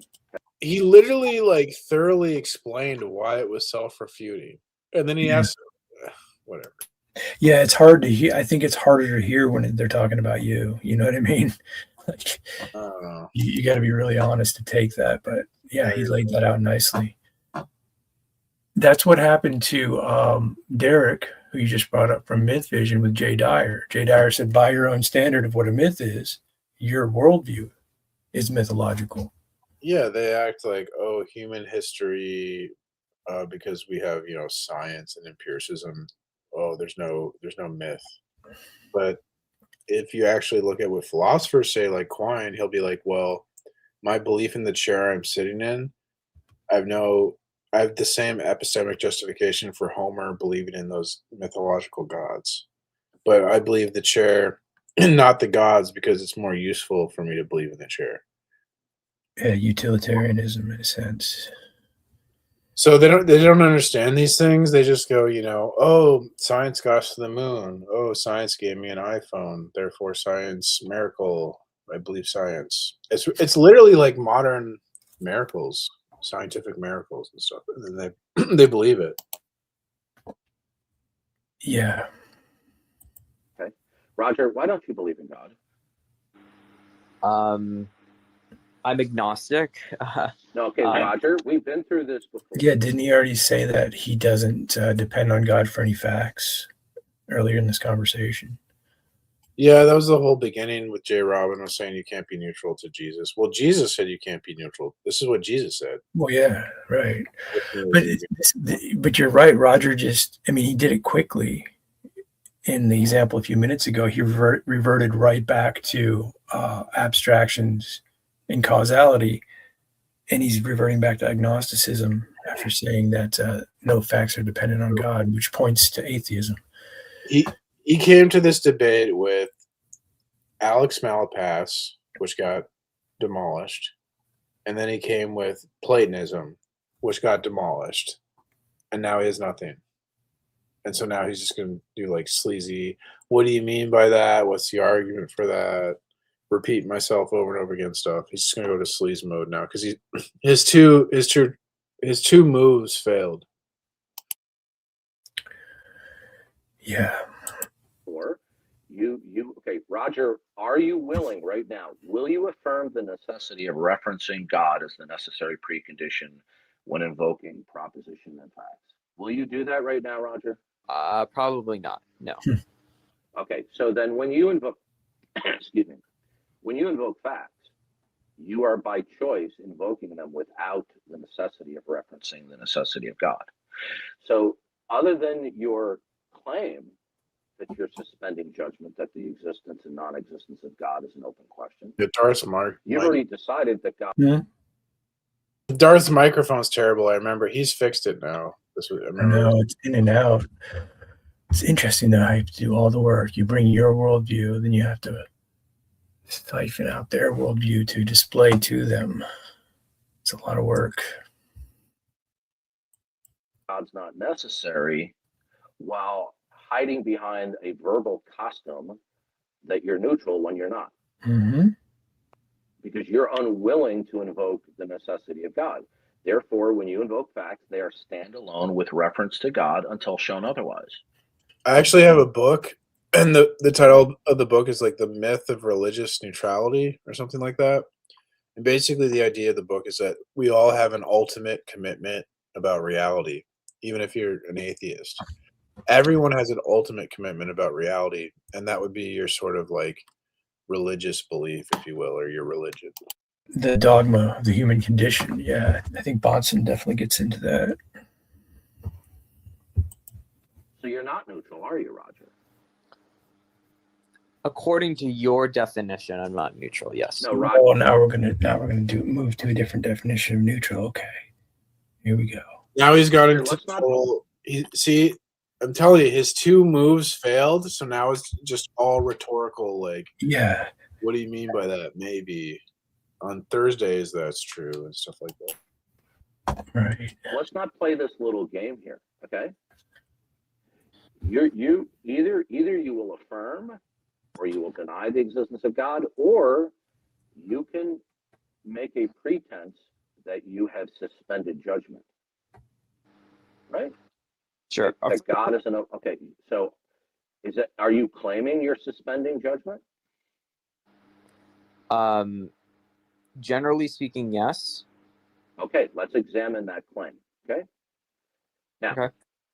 when you claim you're suspending judgment, this is simply not true, because you've already decided that at this juncture, it's not necessary to reference the necessity of God. You said you're unwilling, because if you did believe that God was necessary as the necessary precondition of all facts, you would have said yes, but you said no. So you've decided that God is not necessary. Here's a question. I just have a quick question. Is it possible to be agnostic about that second order fact? So the second order fact being, I'm not sure whether or not you need to refer to the necessity of God in order to do things. I'm just you not sure. cannot be neutral about God in spite of the widespread popularity that people claim. The claim to neutrality toward God, regardless of how it is expressed, is about as real as a piece of plastic Civil War memorabilia. So the point is, you said you're unwilling to invoke the necessity of God as the necessary precondition. So that means that you believe that facts can be invoked as standalone without reference to the necessity of God. That is your position. Yeah, I suppose so. Then that's not neutral, because you've decided that facts don't necessitate referencing God. So when you speak facts, by choice, they are without referencing the necessity of God. When Robin or Matt or I or other Christians invoke facts, whether it's explicit or not, more usually implicit, we will always reference God as the necessary precondition of those facts. But you do not. So you can no longer lay claim to neutrality. So you either do or do not have something that is singular. Maybe I should point out that what Darth is saying isn't just like a Christian view. If we look at secular empiricist atheist philosophers like Sellers in his paper, The Myth of the Given, he'll say something similar, that to even observe the world, you need a conceptual scheme or framework. That's what Darth is referring to here. Van Til calls it a theory of factness. There's also Will Quine's paper, The Two Dogmas of Empiricism, where he argues that we understand reality through a web of beliefs. Jordan Peterson describes it as like we understand reality through a story or a narrative. So, yeah, that's a good point. Different secular philosophers also see this, the whole neutrality thing, as not even possible. Particularly identifiable and defensible, that provides for the unity among diversity in your world, since you feel you have no need of God. So what is that? So do or do not to neutrality. So you either do or do not have something that is singularly identifiable and defensible, that provides for the unity among diversity in your world, since you feel you have no need of God. So what is that? Roger. The unity of among diversity point. Oh, I was gonna say like even if you get to this point with somebody, like Darth has pointed out something very important to him, if anything, in this conversation, that he's not neutral. Like if you can just get through to somebody, on that, you can call it a day's work in a sense, because it's so hard to get people to follow this line of reasoning. And at least if you can pop them out of that, I think you've done a good job. If I can even get someone to think about, oh, do I have an objective standard of morals? I'm like, good. Do people even think about that? Like how that matters? I don't know. No, they avoid that one for sure. Like, literally all these foundational things we talk about, people just take for granted. So I think, getting into people to think about their foundational beliefs is good. Getting people to think is good. Yeah. What is it then is the concrete universal? Since God is unworthy of your belief, okay, until shown otherwise, are you violating? Okay, so in one sentence, you do not believe in God because? Oh, I don't not believe in God. I'm agnostic. Oh, so you do believe? Okay, so again, you're. So it just keeps going right back to. So he isn't taking it in then.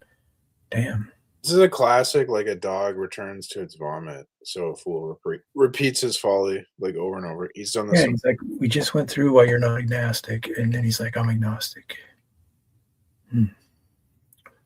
Handing me a driver's license that's expired. Yeah. We've already covered the ground that agnosticism is an illegitimate claim to neutrality. Like the analogy. Yeah, that's funny. Yeah, it's a good one. Puts him in the authority seat too as the cop. I mean, I think I have some arguments in favor of agnosticism. Okay, Roger. Okay, but when arguments are skipping past the argument, because we're making an argument about arguments. Like, can your metaphysics provide the principles necessary to even make a coherent argument? And he's like skipping to, oh, I'm just going to make an argument. It's like, dude, we're not granting you that. Yeah, the meta level discussions are rare with these guys. When you invoke facts, do you invoke them standalone with reference to God? I don't Standalone think I refer to God when I reference that. Okay, good. Okay, so you haven't. So you're not neutral. You've decided that facts can be invoked, and they exist for whatever reason. Okay, whether in themselves or in virtue of ultimately something else, as long as it's not God. So you're not neutral, Roger. Right. You're neutral, but you're not. Yeah, I guess the way Okay, so Roger, your position is that God is not needed. Yeah. Okay. So Roger, when somebody believes or invokes that God is not needed, God is not necessary, that is the same thing as saying God doesn't exist. Could I just say something quickly? I think that with respect to global versus local atheism, I'm the kind of atheism that I'm sort of being pinned to, or agnosticism, as I'm agnostic about. Like, sure, I'll completely concede to your point that by rejecting the necessity of referring to God, yada yada yada, that I'm rejecting that God and whatnot, right? But I think that there are multiple other gods that could. Okay, so this is seems like a confusing point. Now, how is he going to get into the identification of these other gods, right? That becomes the question. Like, oh, you're gonna say that, okay, I've solved that you're not neutral in the Christian God 2 or 3 times and forced you into that, but now you're going to invoke these other gods, right? Like, how's he going to have epistemic justification for invoking other gods into the conversation? Well, but the point is, though, if he's not neutral to the Christian God, there's at least one God he's not neutral to. So he can't claim neutrality. You see what I'm saying? Right. He still can't claim neutrality. He's trying to muddy the water with this. But even when people do this, like, they talk about other gods. Like, doesn't that fall back on epistemic justification from them of how they have knowledge of another God or any God? Well, of course, like they're again. For them to even talk, they're ignoring the issue. So, Yeah. but And it's like you're saying, like if he calls himself agnostic again before this 13 minutes are up, you're going to assume he's just doing that to try to trigger Darth, right? what he's saying, he's presenting, it seems, and it maybe even sounds to a layperson, it sounds like a defeater, but it's not. It doesn't change. But I mean, like if he says again to Darth, like he's agnostic, like he might be doing that purposely to trigger Darth, right? Is one way of they are trying to make Darth mad. Yeah. On purpose. Which is optics again. Like, oh, I'm screwed, so I can get the optics to, people to focus on this guy and dismiss him. Yeah. Yeah. Potentially exist. And so just because I reject this God doesn't mean I don't want to then say I reject all gods. When you say multiple other gods, do you mean? You know what it's like? It's like when Iran posts AI video of them like shooting landing missiles on our aircraft carriers. Oh damn, yeah, that stuff is gonna get crazy. The deep fakes and all this. Yeah. Talk about not knowing reality. Yeah, it is crazy. You're right. The future is definitely like described in the Bible. Well, this is why you need a foundation. That where each and every god is characterized as being ultimate?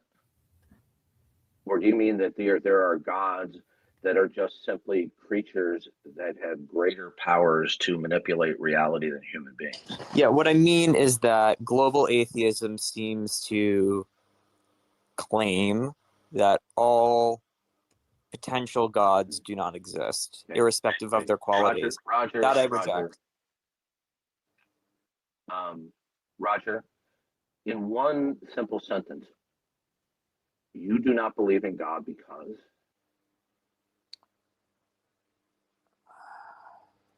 You do not believe that God is the concrete universal because? Okay, that question I can answer. I don't think that God is the concrete universal because I believe Platonism is a more viable theory. Okay, Come on, what is this? The driver's license for the 8th time. This is like when Tom Rabbit talked to Jay Dyer. Yeah. Right. I guess I'm just still persuaded by the argument it's in its favor. But here's the problem. Okay, you're just invoking a plurality upon a plurality. Why would Tom Rabbit post? I want to know. You know what I mean? Like this guy looks like an idiot. He keeps repeating himself, even though he's like admitted. Well, it's because you buy yourself time to rethink as Darth repeats himself. But that shows you tag like from their atheist goggles. They're going, "Oh, this guy's owning Darth," right? And then from our Christian goggles, we're like, "Oh my gosh, this is ridiculous," you know? Yeah. What the concrete universal is? Is it one thing? Is there one thing that dictates the unity among diversity? Or do you have a system of chaos where there is not one thing that dictates and controls what comes to pass? Right. I hold that there are a plurality of abstract objects that ground the kinds of truths. Going right back into abstractions, being causal. Holy crap. Wow. That's crazy. He totally conceded that earlier. It's crazy. Yeah, I mean, this guy's something. And you've handed me an expired driver's license. Yeah, I mean, the reason why I'm doing that. Roger, do you want to argue that abstract objects stand in causal relations? No, I don't want to argue that. Okay, well, that's what you're basically doing. Okay. That means he knows. Did you hear that? Yeah, he's doing both sides. He's like, I know that I can't do that, and he attempts to do it, sneak it in. That's crazy dishonest. It's bad faith, man. He's literally knowing he's lying right now. This is why I like replaying these Darth videos. Like Darth's got Darth this, Darth that, and it's like, no. If you listen closely to the atheist reactions to Darth, you get a very different story. You know, especially like with the repetition we've seen in this, just in the past like 20 minutes. There's so many. And then, yeah, and then you see all the crap that Darth has to put up with. Think about all the videos you don't see of people doing this to him. Yeah, he's doing a good job of being calm here too. So, Roger, Some So- days, you know what I noticed? Some days Darth is more patient than others. And I mean, that's Yeah. all, right? I mean, that's all of us. Anyone has a bad, you know. Yeah, what is your reason to believe that there is something that is fundamental, absolute, that dictates and secures whatever unity there is among diversity? What is that, Roger? That secures unity among diversity. What is it? What is it that is the concrete universal, that is singular, that is ultimate and absolute? Okay. Otherwise, because if you invoke a plurality of things, you no longer have an ultimacy, because there's not one thing that is dictating everything. Yeah, I guess I just don't think there's that kind of ultimacy. Okay, so you don't have a concrete universal, Roger? I have multiple universals. Oh No, my I know, or his, Roger. his When I- multiple. His concrete universal is that you don't need a concrete universal in some sense. I got one universal. I got two universals. I got three universals. Say a concrete universal, okay? Oh, okay. You were being restrictive and you with the use of the A. Yeah. Because, okay, Then I you don't- have two or don't. more It's things. not him being restrictive. It's his worldview versus yours, which I guess this guy hasn't picked up on that yet. If you have two or more things, then neither one of them can But that's like what you're talking about with the framing, right? Like, oh, you're being restrictive. That's like framing language, right? Of him saying, no, you're standing to your worldview. Yeah, that's like what that guy was saying to me about, oh, so you're saying, well, I have to believe in God to even debate you. And I'm like, Yeah, right, no, right. you just can't be arbitrary, right? the concrete universal, because one could exist without the necessity of the other. So you couldn't have two or more things. So it can only be something that is one concrete thing that can be the concrete universal. In other words, everything derives and depends upon it, not only for its particularity, but for the unity as well. Do you have a concrete universal, Roger? Since you don't accept God? No, I don't. Okay, so now you have nothing that is identifiable or defensible that is the concrete universal that will dictate the entirety of unity among diversity. And so, Is that the only thing that can account for unity among diversity? yes, Okay. Is there a reason for that? yeah, because then everything is shrouded in mystery and chaos. I mean, And in the by the way, how would you Shrouded even if you It was shrouded in mystery and chaos is another way of saying the impossibility of the contrary. It's saying like chance universe. Yeah. how would you even establish the actuality of this plurality of so-called fundamental things, none of which are indispensability how would you even arguments? ground that? Indispensability arguments. What?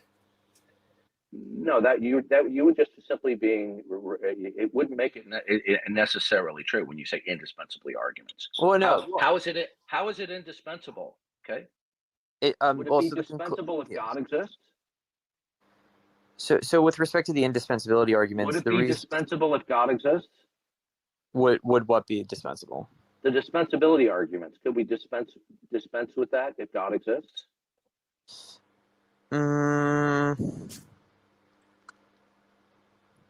The answer is yes. I think God would be another indispensable entity. No. Roger, we're talking about God as ultimate. Yeah, for sure. So Roger, when you just say through an indispensability argument, right? You're just giving me a word jumble there. You're not really clearly communicating. So Okay. You believe that there is a plurality of things, two or more things, that exist each and of themselves. Therefore, A does not cause or maintain B, and likewise B does not cause or sustain B. So there are two or more things that exist that everything flows from? So there's nothing completely in control?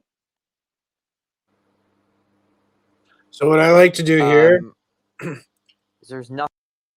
is I'll say, like, what if one absolute says like it's gonna be like a hurricane today, and the other absolute say it's gonna be sunshine? What would happen in reality? Like, that shows the absurdity of that view. Yeah, that's right. Pointing out the dialectical tension in their view. Yes. Nothing that's completely in control. There's nothing that is the concrete universal. So when you start to invoke, Yeah, I think they're plurality of abstract. I think things- they're abstract universals. I think they're abstract universals, not. Okay, so now he's invoking abstractions as grounding again. Again. Damn, son. Can't help Oh himself. my gosh. concrete Okay, universals. good. That's the 8th time you handed me the expired driver's license. Is this Oh probably, yeah, but I think that they're good arguments. I didn't for- ask you about an abstract universal. I'm Yeah, I don't asking think you they're about a concrete. So you Yeah, I don't think have a so. concrete universal. So there is nothing that dictates the state of everything. I think the Platonic objects dictate the state of everything. Okay. So that's the 8th time you've handed me the expired driver's license. Isn't this getting embarrassing? Handing me this expired driver's license? Well, I mean, if I have arguments that make it less embarrassing. Okay, Roger. Yeah, that is his position. I have arguments that may make it less embarrassing. That's basically what he's banking on. Mhm. But if we take his, now you're getting as bad. I say, if we take his argument to the metaphysical bank, he couldn't cash it without Yeah. absolute identity theft. Yeah, nice. As the atheists are. I apologize. You already agreed earlier, abstract objects do not stand in causal relations. So when you start talking about the Platonic realm, you're talking about abstract objects. Aren't Yes, you? I am. Okay, but you already agreed abstract objects don't stand in causal relations. Can the number 5 cause something? No, I can't. Okay, so why do you keep on handing me the expired driver's license? Because I think Because you got nothing else, do you? Because it's all I have, and I don't want to go to jail. Well, I mean, because I think that even if they are causally effete, they still provide the ground for a lot of the truth. No, they don't. No, they don't. By the way, where do you get that they even exist? The indispensability argument. Okay, so we're going to do this again. What is he speaking of there? Oh Like, it's like just comedy. granting himself necessity in some way there? What is that? Yeah, it is what it is, dude. You It know what just, yeah. Remember I said I'm going to start hammering the arbitrariness of everything. Yeah. Yes. Yeah, I triggered this atheist woman. She's like, "You're just using that word arbitrary, like it means something." So I'm like, Yeah, you might put it on the screen when you start knowing how many times they're going to go there, and then keep referring back to it type of thing, like hash it out at the beginning. I think that's good. Maybe that's the right word. I mean, they technically are being arbitrary, and if that word triggers them, then maybe that's good, right? So Yeah. Roger. Well, I mean, the conclusion of that argument is abstract objects Okay, exist. Roger, that's not informative. Again, what you're saying is that there are 2 or more things that are self-contained, right? And the plurality of things that dictate the cascading events, whatever. Where'd you get that from, Roger? Where'd you get that there are 2 or more things, each of which are eternal, self-contained, but nothing is ultimate? Where'd you get that? By eternal, you're talking about eternal forms. Roger, where did you get how did you determine that there is nothing singularly ultimate? How did I get the idea? Because I think that the hypothesis is implausible for a series of reasons. Man, he's really setting himself up, even by saying a series of reasons, too. Now he's got more explaining to do. Come on, dude. what do you say? The hypothesis isn't possible given a series of reasons. Singularly I ultimate. think so, yeah, something like that. How did I get the idea? Because I think that the hypothesis is implausible for a series of reasons. Roger, that's a non-informative response. Okay, fine. More specific. I think that. Remember what I said about how they're They're always vague. It's always, yeah, dude. I got like 5 arguments that prove you wrong. So you're wrong. Yeah, right. Yeah, why do they do that to themselves and they're not going to be able to bring out one? You know, it's that's what you're saying. That's the optics. This kind of divine conceptualism runs into problems with divine aseity. Okay. Again, this is more of a word jumble here. You're not being informative to me. Okay. And you're doing it on purpose, Roger. Roger, how were you able to Yeah, I would agree with that. He's doing it on purpose. determine and verify that there can't be anything that is singularly ultimate? I think that there can't be something that's singularly ultimate in the way that you're describing, specifically No, Roger. In the way that you're describing. So he's implying that it can be, just not in the way you're describing it. He's reaching for anything. Notice what he said there. It can't be the way you're doing it. Yeah. I don't know anything, but I know that Christianity wrong. I would go straight. Darth probably won't do this because he doesn't really like to do this, but I would go. I like going straight to. Oh, you just made an authoritative claim. Oh yeah, all over the place. I think that there can't be something that's singularly ultimate in the way that you're describing, specifically. No, Roger. Is it impossible that there can't be something that is singularly ultimate? Is that impossible? Yeah, I don't think that it's logically impossible. Okay, so what that means is when I say it impossible here, it's not really a contingency. What it really means, it cannot be. Well, the reason why it cannot be is because then there must be 2 or more things, each of which exist with independence of the other from eternity. Where'd you get that from, Roger? Where did I get the idea that there can't be? Where did you get the idea that there are 2 things that exist from eternity, self-contained, unconditionally non-dependent? From deductively valid arguments from scholars that have university positions. Yeah, that's it. Okay, more word salad. Okay, that's a non-informative response. Oh my gosh! I could just give you the. For there to be 2 absolutes or ultimates, a bunch of secular university philosophers told me. Okay. To have like, I don't know how to describe. I probably can't. Maybe I should just. I can't really describe. He should have found some way to bail out of this conversation earlier. I mean, he's getting calmly decimated. To have an independent relationship, you see what I'm saying? For 2 elements to be independent of There's each no other, true authority. Yeah. It requires a context that can provide the independent relationship. There's no independent. You need an absolute to have 2 things stand in independent. Yeah. Yes, I understand. Yeah. And he's just doing everything he can to try to work around that. But I mean, he even said he said like in a roundabout way, he said there can be a unifying one, but just not in the way you're describing. I would have asked more about that. Because the absolute differentiates, not only unifies, right? So even independent relationships require the absolute. Yeah. Fall back on it. Yeah. Argument then. Then why didn't you? Okay. Sure. Yeah, that's it. Okay. More word salad. Okay, that's a non-informative response. Yeah, I could just give you the argument then. Then why didn't you? Okay. Sure. So the idea is So to you say. didn't. No. Yeah, like why are we getting into all this for you to finally give me the argument because you tried everything else? And it's the last thing you got? What is this? Because you were being evasive is what you were doing. Well, no. I apologize. Roger, if I was. how were you able to determine, okay, that there's a plurality of things, each of which are self-contained? Are each of these things self-conscious? Are they communicative? No, they're not conscious or communicative. Then how do you know that they're there? Through deduction, through the understanding. Okay, another not.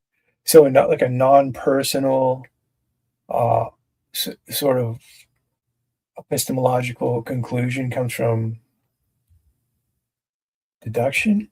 He's saying just communicative. Then how do you Hold know? on. So Deduction would already presuppose the absolute, or that like right. There you go. They're there. Through deduction, through the induction. Okay, another non-informative answer, Roger. Okay, well, yeah. Okay, then this is how I know. We assume the existence of what our best theories quantify over. Our best theories, for the example in the case of physics, our best theories quantify over the existence So of now electrons. you're reasoning abductively. No. This is deductive. Roger, I want in clear. We're saying your best theories, so that is abductive, right? Like it's a probability there.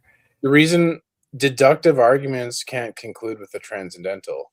It's impossible for a deductive argument to prove a transcendental. That's why we have transcendental arguments. Yeah. Or, well, yeah. Terms instead of verbal mumbo I should say- jumbo. I should qualify that we can formulate the transcendental argument. We sort of formulate it deductively, but it is a transcendental inference. So a deductive inference can't prove a transcendental conclusion.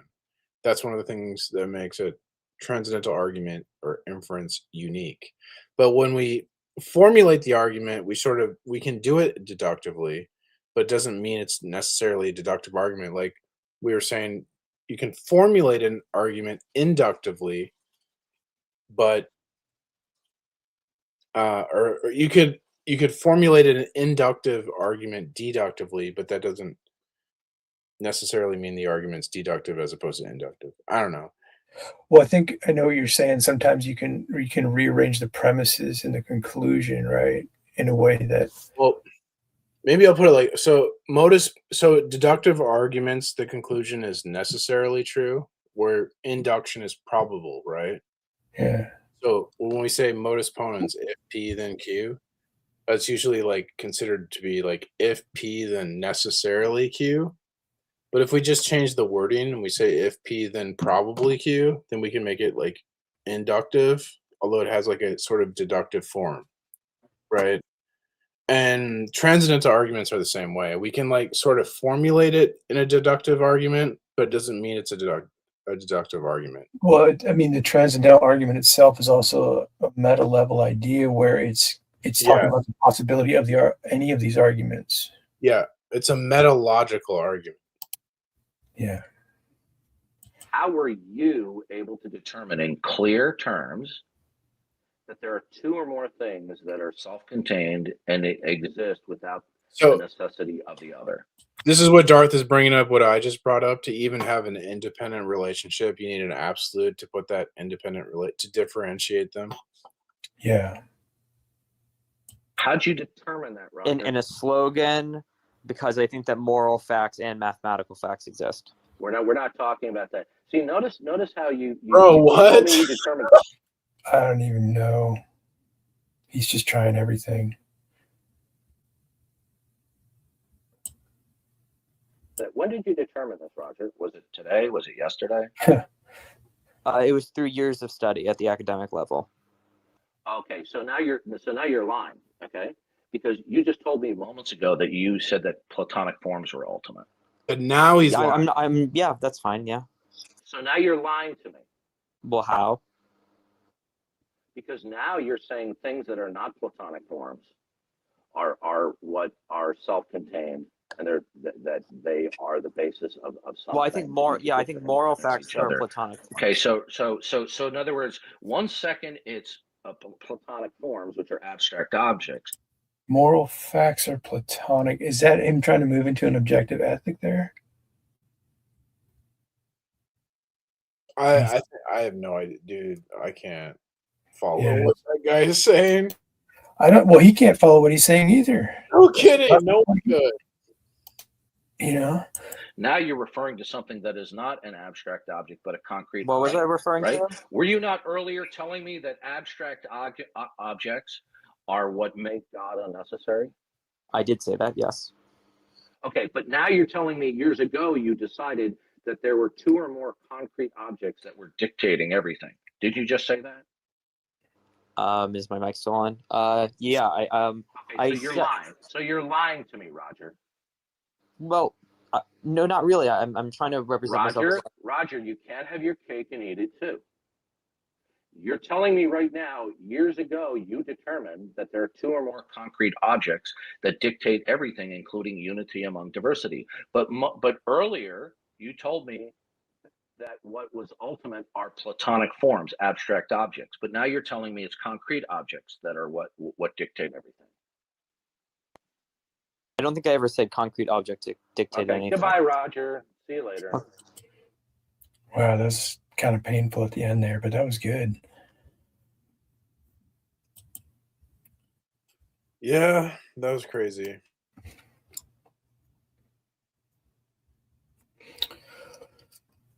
I think it makes a big difference to people when Darth is calm, because then they can't hold that, oh, he's this, he's that, he's a jerk.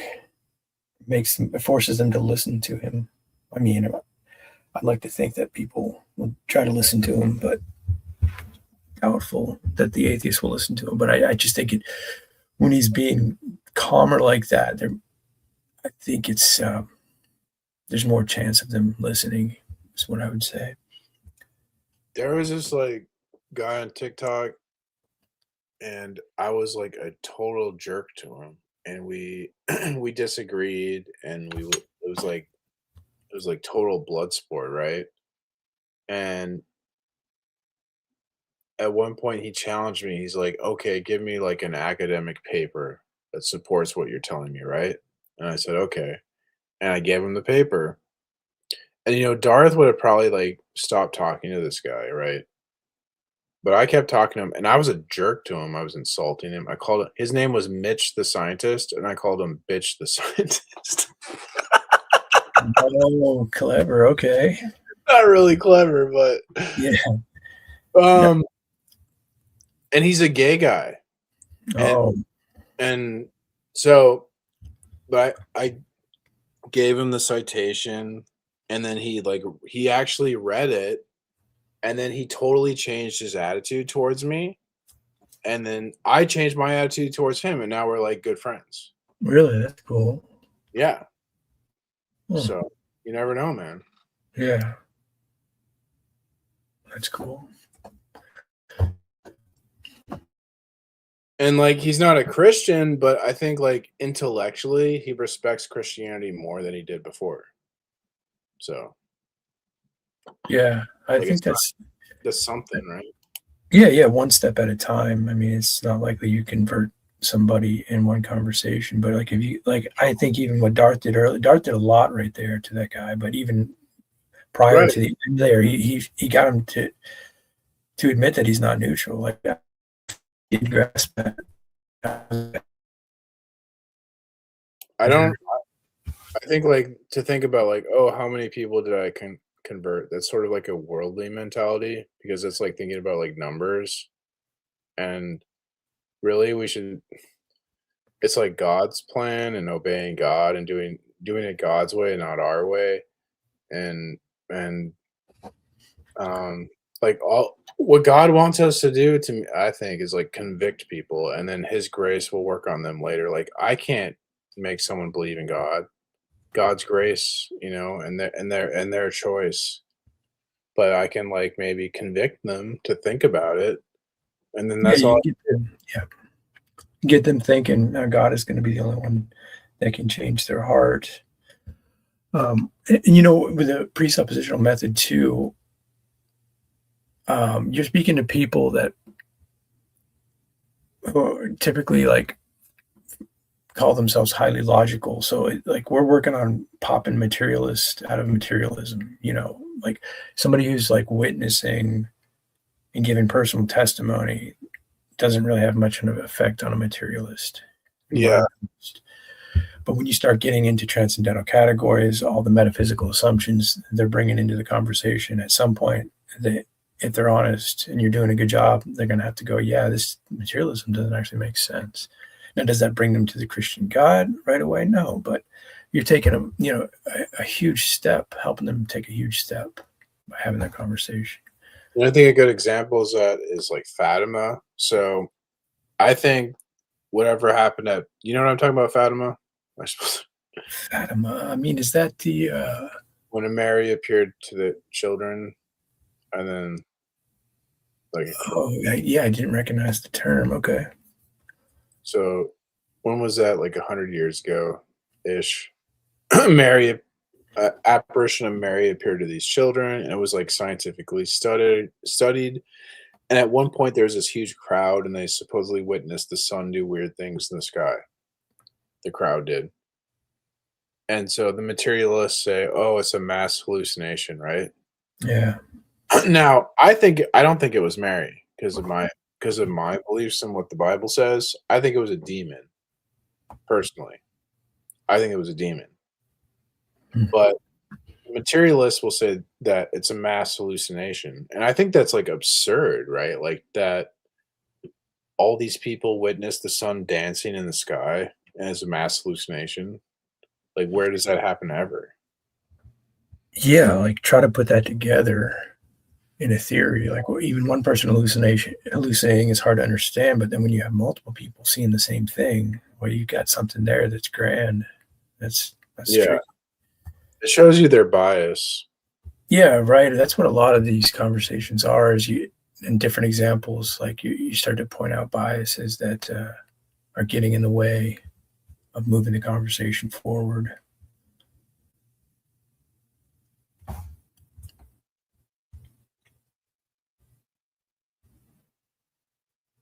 I've been going back and forth in the comment section with the Darth Dawkins debunked guy. You know who that is? DDD. Yeah, I think he's crazy. Yeah, a little bit.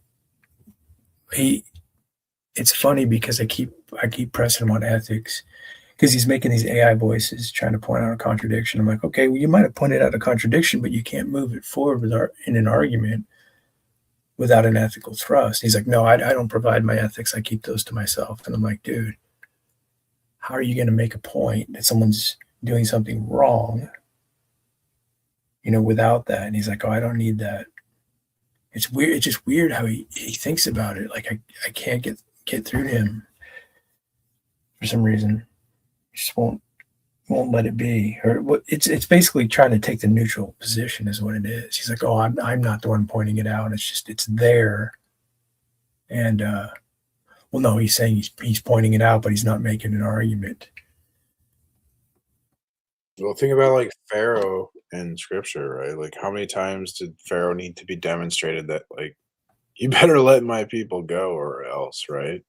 And even at the end, when God unalived the firstborn, and we just had Passover, right? Well, he still goes, oh no, I changed my mind. I'm going to go get him again. He still didn't listen to God. And then they all died in the Red Sea. The hardening heart. So that's the mentality we're dealing with. It's like a Pharaoh mentality where they're just so stubborn. So it becomes the task of pointing out the stubbornness, the contradiction, the arbitrariness, the lack of neutrality, the logical fallacies, and talking to the audience more than anything, right?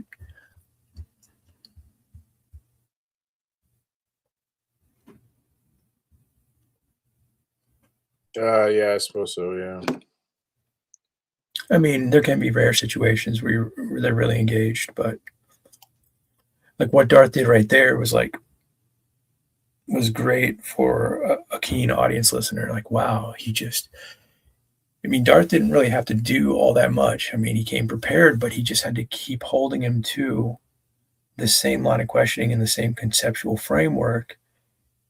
And he got him to show how Roger just dances and contradicts himself when thoroughly challenged, which was great.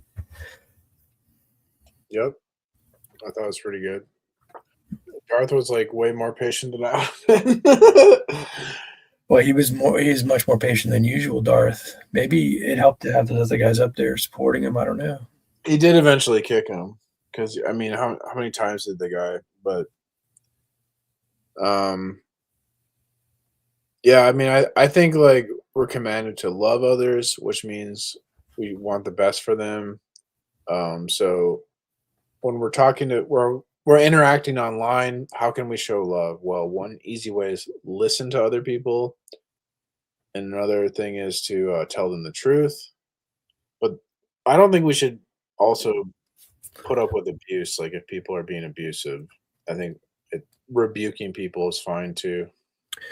Well, that's the fine line because, like you said, it's part of their strategy. Like, oh wow, I'm losing to this guy. So if people already don't like him, if I can make him look like more of an asshole, that's what I'm going to go for. So then they start abusing you, and then if what you're saying, if you hold that in place, well, now you can abuse him, but you're kind of walking into that trap. So you have to be careful with that. But I think the way online discourse is going, though, it's damaging to critical thinking. Like the way that guy was behaving, that's a detriment to critical thinking. And to rebuke that and point that out is like good. Yeah. Yeah, Like, I agree with that. look at like Pierce Morgan. Do you ever watch, or like even like the popular debate shows, people act like that. And so it's Mhm. become normalized to be like a lying, obnoxious moron, pretty much. And so I think we should point this out and rebuke and try to restore critical thinking, because debates become all optics. And see, look at Darth. They ignore substance and it's all optics. So we should rebuke. Yeah, I guess I would imagine that you would appreciate some of Andrew Wilson's work, the way you're phrasing that, because he kind of does. But even Andrew Wilson, like he makes this like argument about men monopolize force, which is a reification fallacy. But it's like an optical thing. He does a lot of optics too, I think. But yeah, he's becoming very political. And he says like women shouldn't be allowed to vote. Do you think that's cool? Yeah, I mean, I don't really like his style, but I think it's effective in many ways. Like he's all about the ridicule. Popular, but to me, like that's because he's worldly. Like when people are popular, it's because they're worldly. And if you're like really like a radical like Christ, like the world did not appreciate Christ. The world crucified Christ. So like if we're really like passionate and love God and put God first, we should expect to be attacked. We should expect to be persecuted. If you're not being persecuted, it's like, what are you doing? Well, those are fair points. I think when I think of Christ speaking in the synagogues in different places, that he would speak up to a point, and then there was pushback and danger, he would flee instead of fighting, which would be a dead end for him. So it's situation dependent. Well, I'm not suggesting like fighting. I'm saying like I don't know, have integrity, like stand up for what you believe in, even if it like makes everyone not like you. Yeah, right. We're not to be of this world, even though we're in it. Like, you know what happened in the NBA recently? No. There's a guy who's on the Chicago Bulls, and he went on Instagram and he said, well, the NBA is celebrating Pride Month, and I don't think that's cool because like I'm a Christian, and like you shouldn't have pride in that and like sin, right? That's what he said. And they cut him from the team, and they said it was conduct detrimental to the team, just expressing a like totally basic Christian viewpoint. Yeah, so he can't be a bigot against LGBTQ whatever, but they can be a bigot against his religious belief. Yep, exactly. And he was like, you know what? That's cool, but why do you guys say I was like doing conduct detrimental to the team? Because I was like a good teammate. Why don't you guys say you don't like Christians? You know, like, yeah, we had to cut him because we don't like Christians. Like, yeah, say what's really happening, right? Yeah. Yeah. Yeah. So I don't know. I went and followed his Instagram and stuff, and because that's BS. What did you get, like a large fine and a suspension? No, they cut him. Cut him like off the team. Yeah, they put out a statement that due to conduct detrimental to the team, we're decided to part ways with so and so. He just becomes a free agent, I guess. Yeah, I hope my team picks him up. Well, who's your team? The T-Wolves. I'm not really big into sports, but it's just like kind of a fun thing, like, you know. But Yeah, I used to watch a long time ago. I loved the 90s Bulls. It's great. oh yeah, I watched every game with Jordan. Because And where I live, we had the Chicago broadcast, so I saw every game from like '96 to '98. yeah, that's awesome. Rodman in there. Yeah, I love Rodman. Although, like after the first season, Rodman kind of was ass, honestly. But his first season, he was like dominant. Yeah, he's You a know wild card for what sure. was crazy? Like that last season in the finals versus the Jazz, and the Jazz were awesome.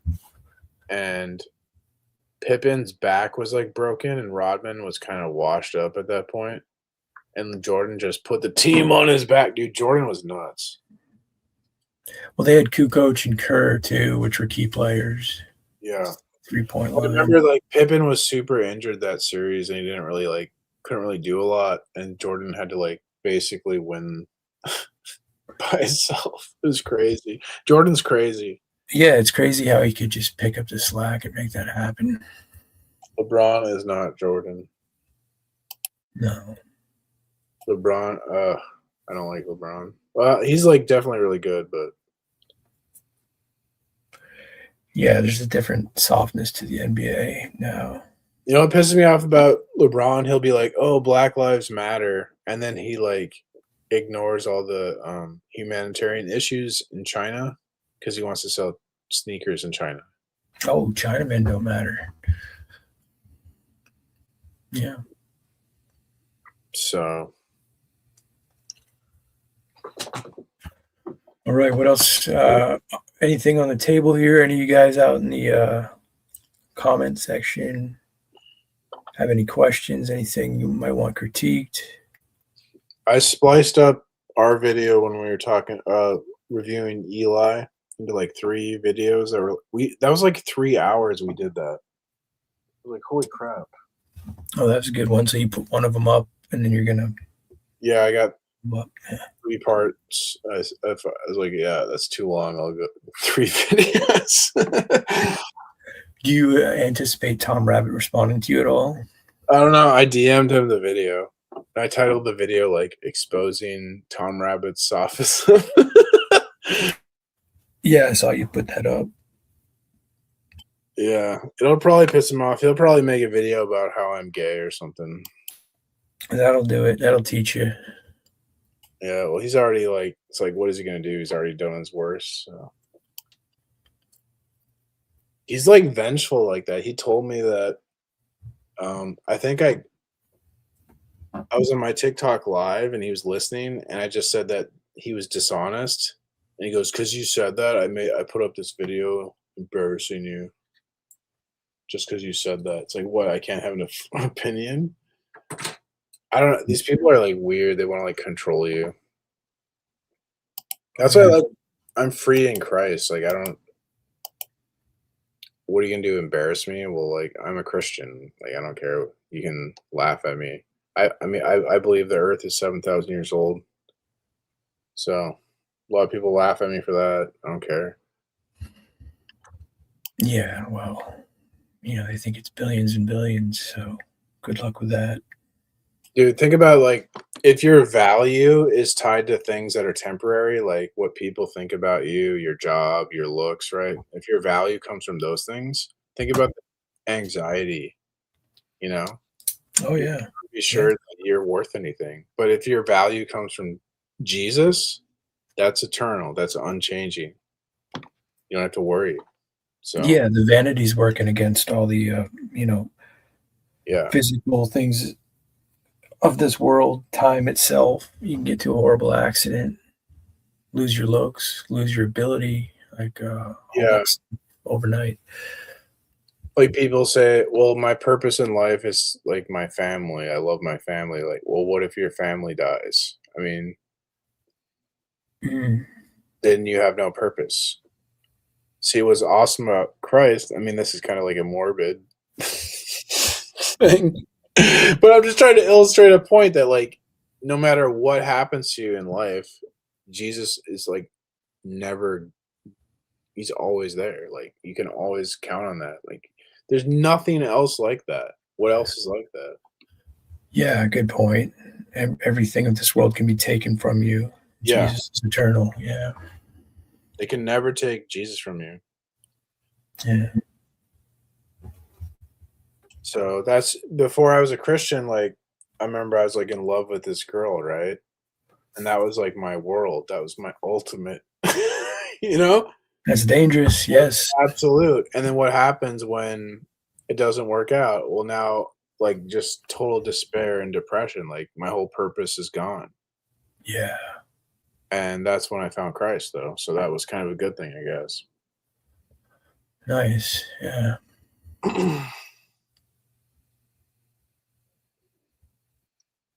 Yeah, some people like me, I was stubborn. You need to hit like rock bottom, I guess, and like be like, okay, I can't do it on my own, right? Yeah. That's a big thing, is like admit you can't do. People don't want to admit they can't do. Even America has that, like, oh, you're independent, self, pull yourself up. And it's like, no, man, we're weak. We need help. Yeah, it's a bit of a sort of embedded into the idea that it's a crutch or it's weak to depend on anybody else or anything else, but it's just not realistic. I mean, the self is going to take you so far. They say like Christianity is a coping mechanism, and I say, yeah, it is. It's not a bad thing. Coping mechanism is only bad if it's like something like alcohol, where it's like self-destructive, right? That's when it's bad. Coping mechanism, there's healthy coping, like exercise. That's a healthy coping mechanism. Yeah, I think it's just the word cope that's it's a derogatory sort of entailment to it. But it's also, you can point out, that's an argument, an appeal to emotion, that argument itself, when people try to pin that on Christianity. It's sort of an inverted appeal to emotion. It's like, what are those who call evil good and good evil? It's like any coping is evil. It's like, no, that's not true. Same thing with if you want to like protect women and stand up for women, you're a simp. You're a white knight. Well, aren't men supposed to protect women? Well, no. Yeah, right. You're going to use that in all cases. Like when you protect a woman, you're going to call everybody a simp.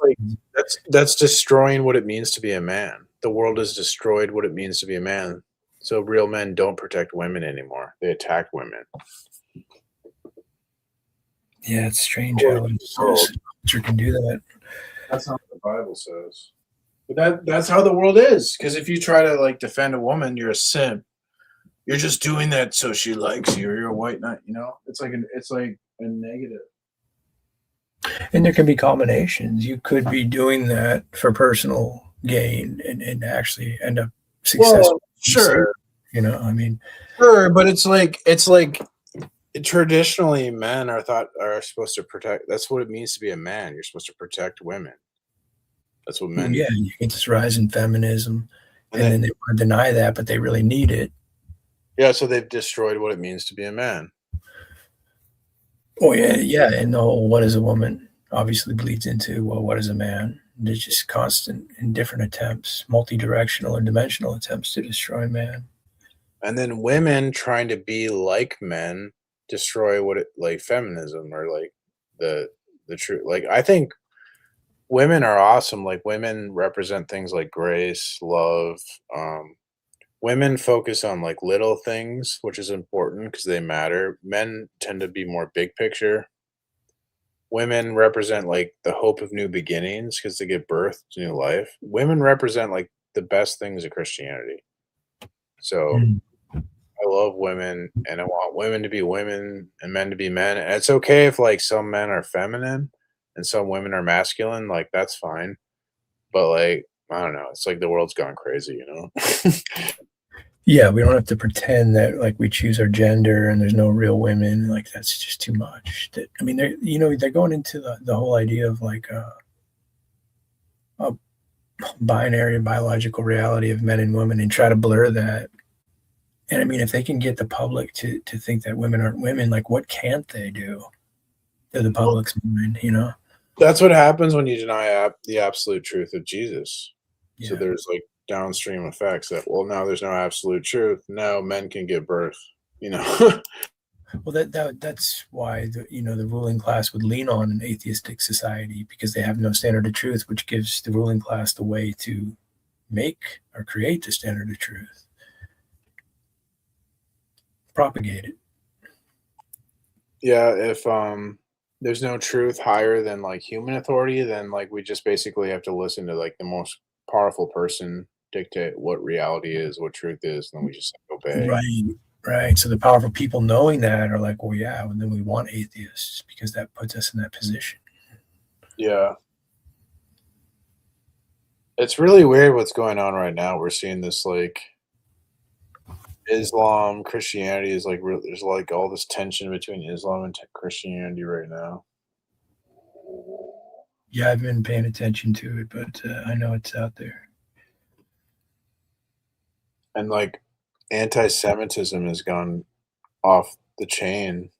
Like I remember, I don't know, how old are you? Do you not want to say, or? Oh yeah, I just stay anonymous online, but I'm a little bit older than you. Okay.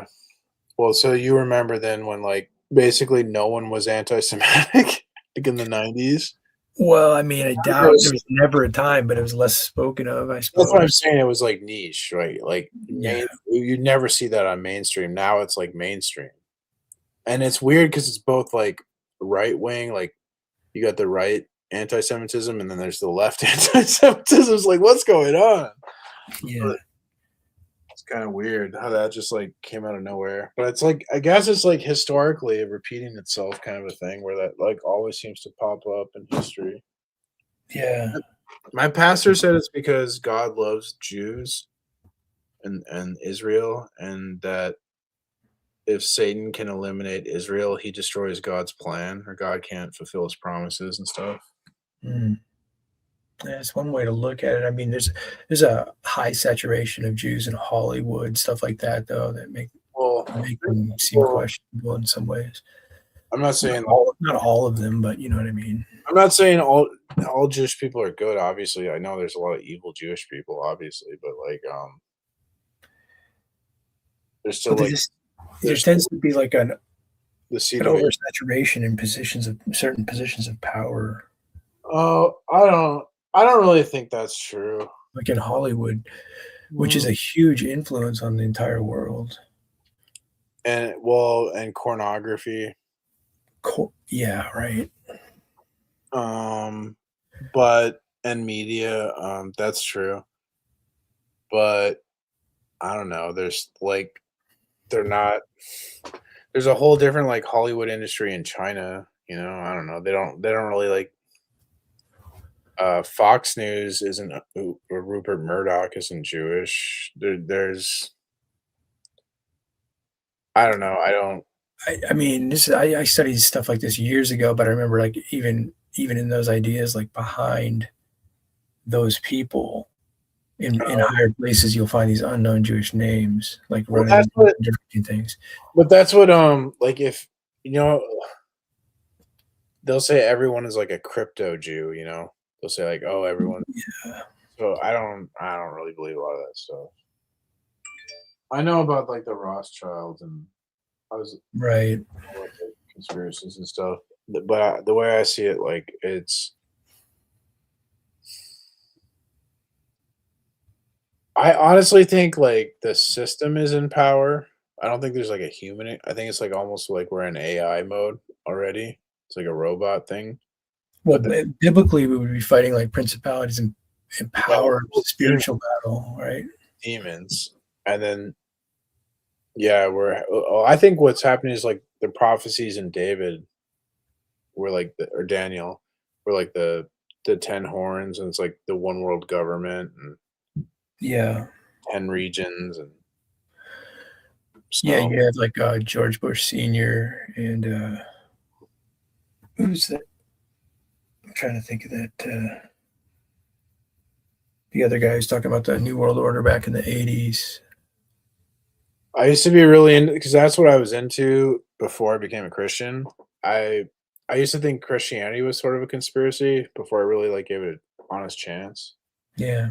But so I could see like the darkness, and I was trying to fight it, and it's like impossible, right? Like it's just like the world's gonna be the world, and I was so depressed that I couldn't like fix anything. And then becoming a Christian, you realize, oh, I don't have to fix the world because Jesus is gonna like fix things, right? So Yeah, it doesn't mean sit back and do what you want or watch it burn, but right, like you realize like all these problems you're learning about, like you really have no way of yeah, making like much change on your own. all I have to do is love God and love other people, and then like Well, you Jesus. make it sound so easy, but yes. Well, it's not. I guess it's not easy, but No, I'm just kind of kidding with you though. But like, I it's mean, that is easier. good. It's easier than changing an atheist's mind. It's easier than that. Yeah, I think if you did change an atheist's mind, they probably wouldn't tell you anyway. But that's fine. Yeah, I saw a video about like let's debate miracles, or there's a room. Let's debate miracles, and I joined. It'd be a miracle if an atheist could come up with an argument. Yeah.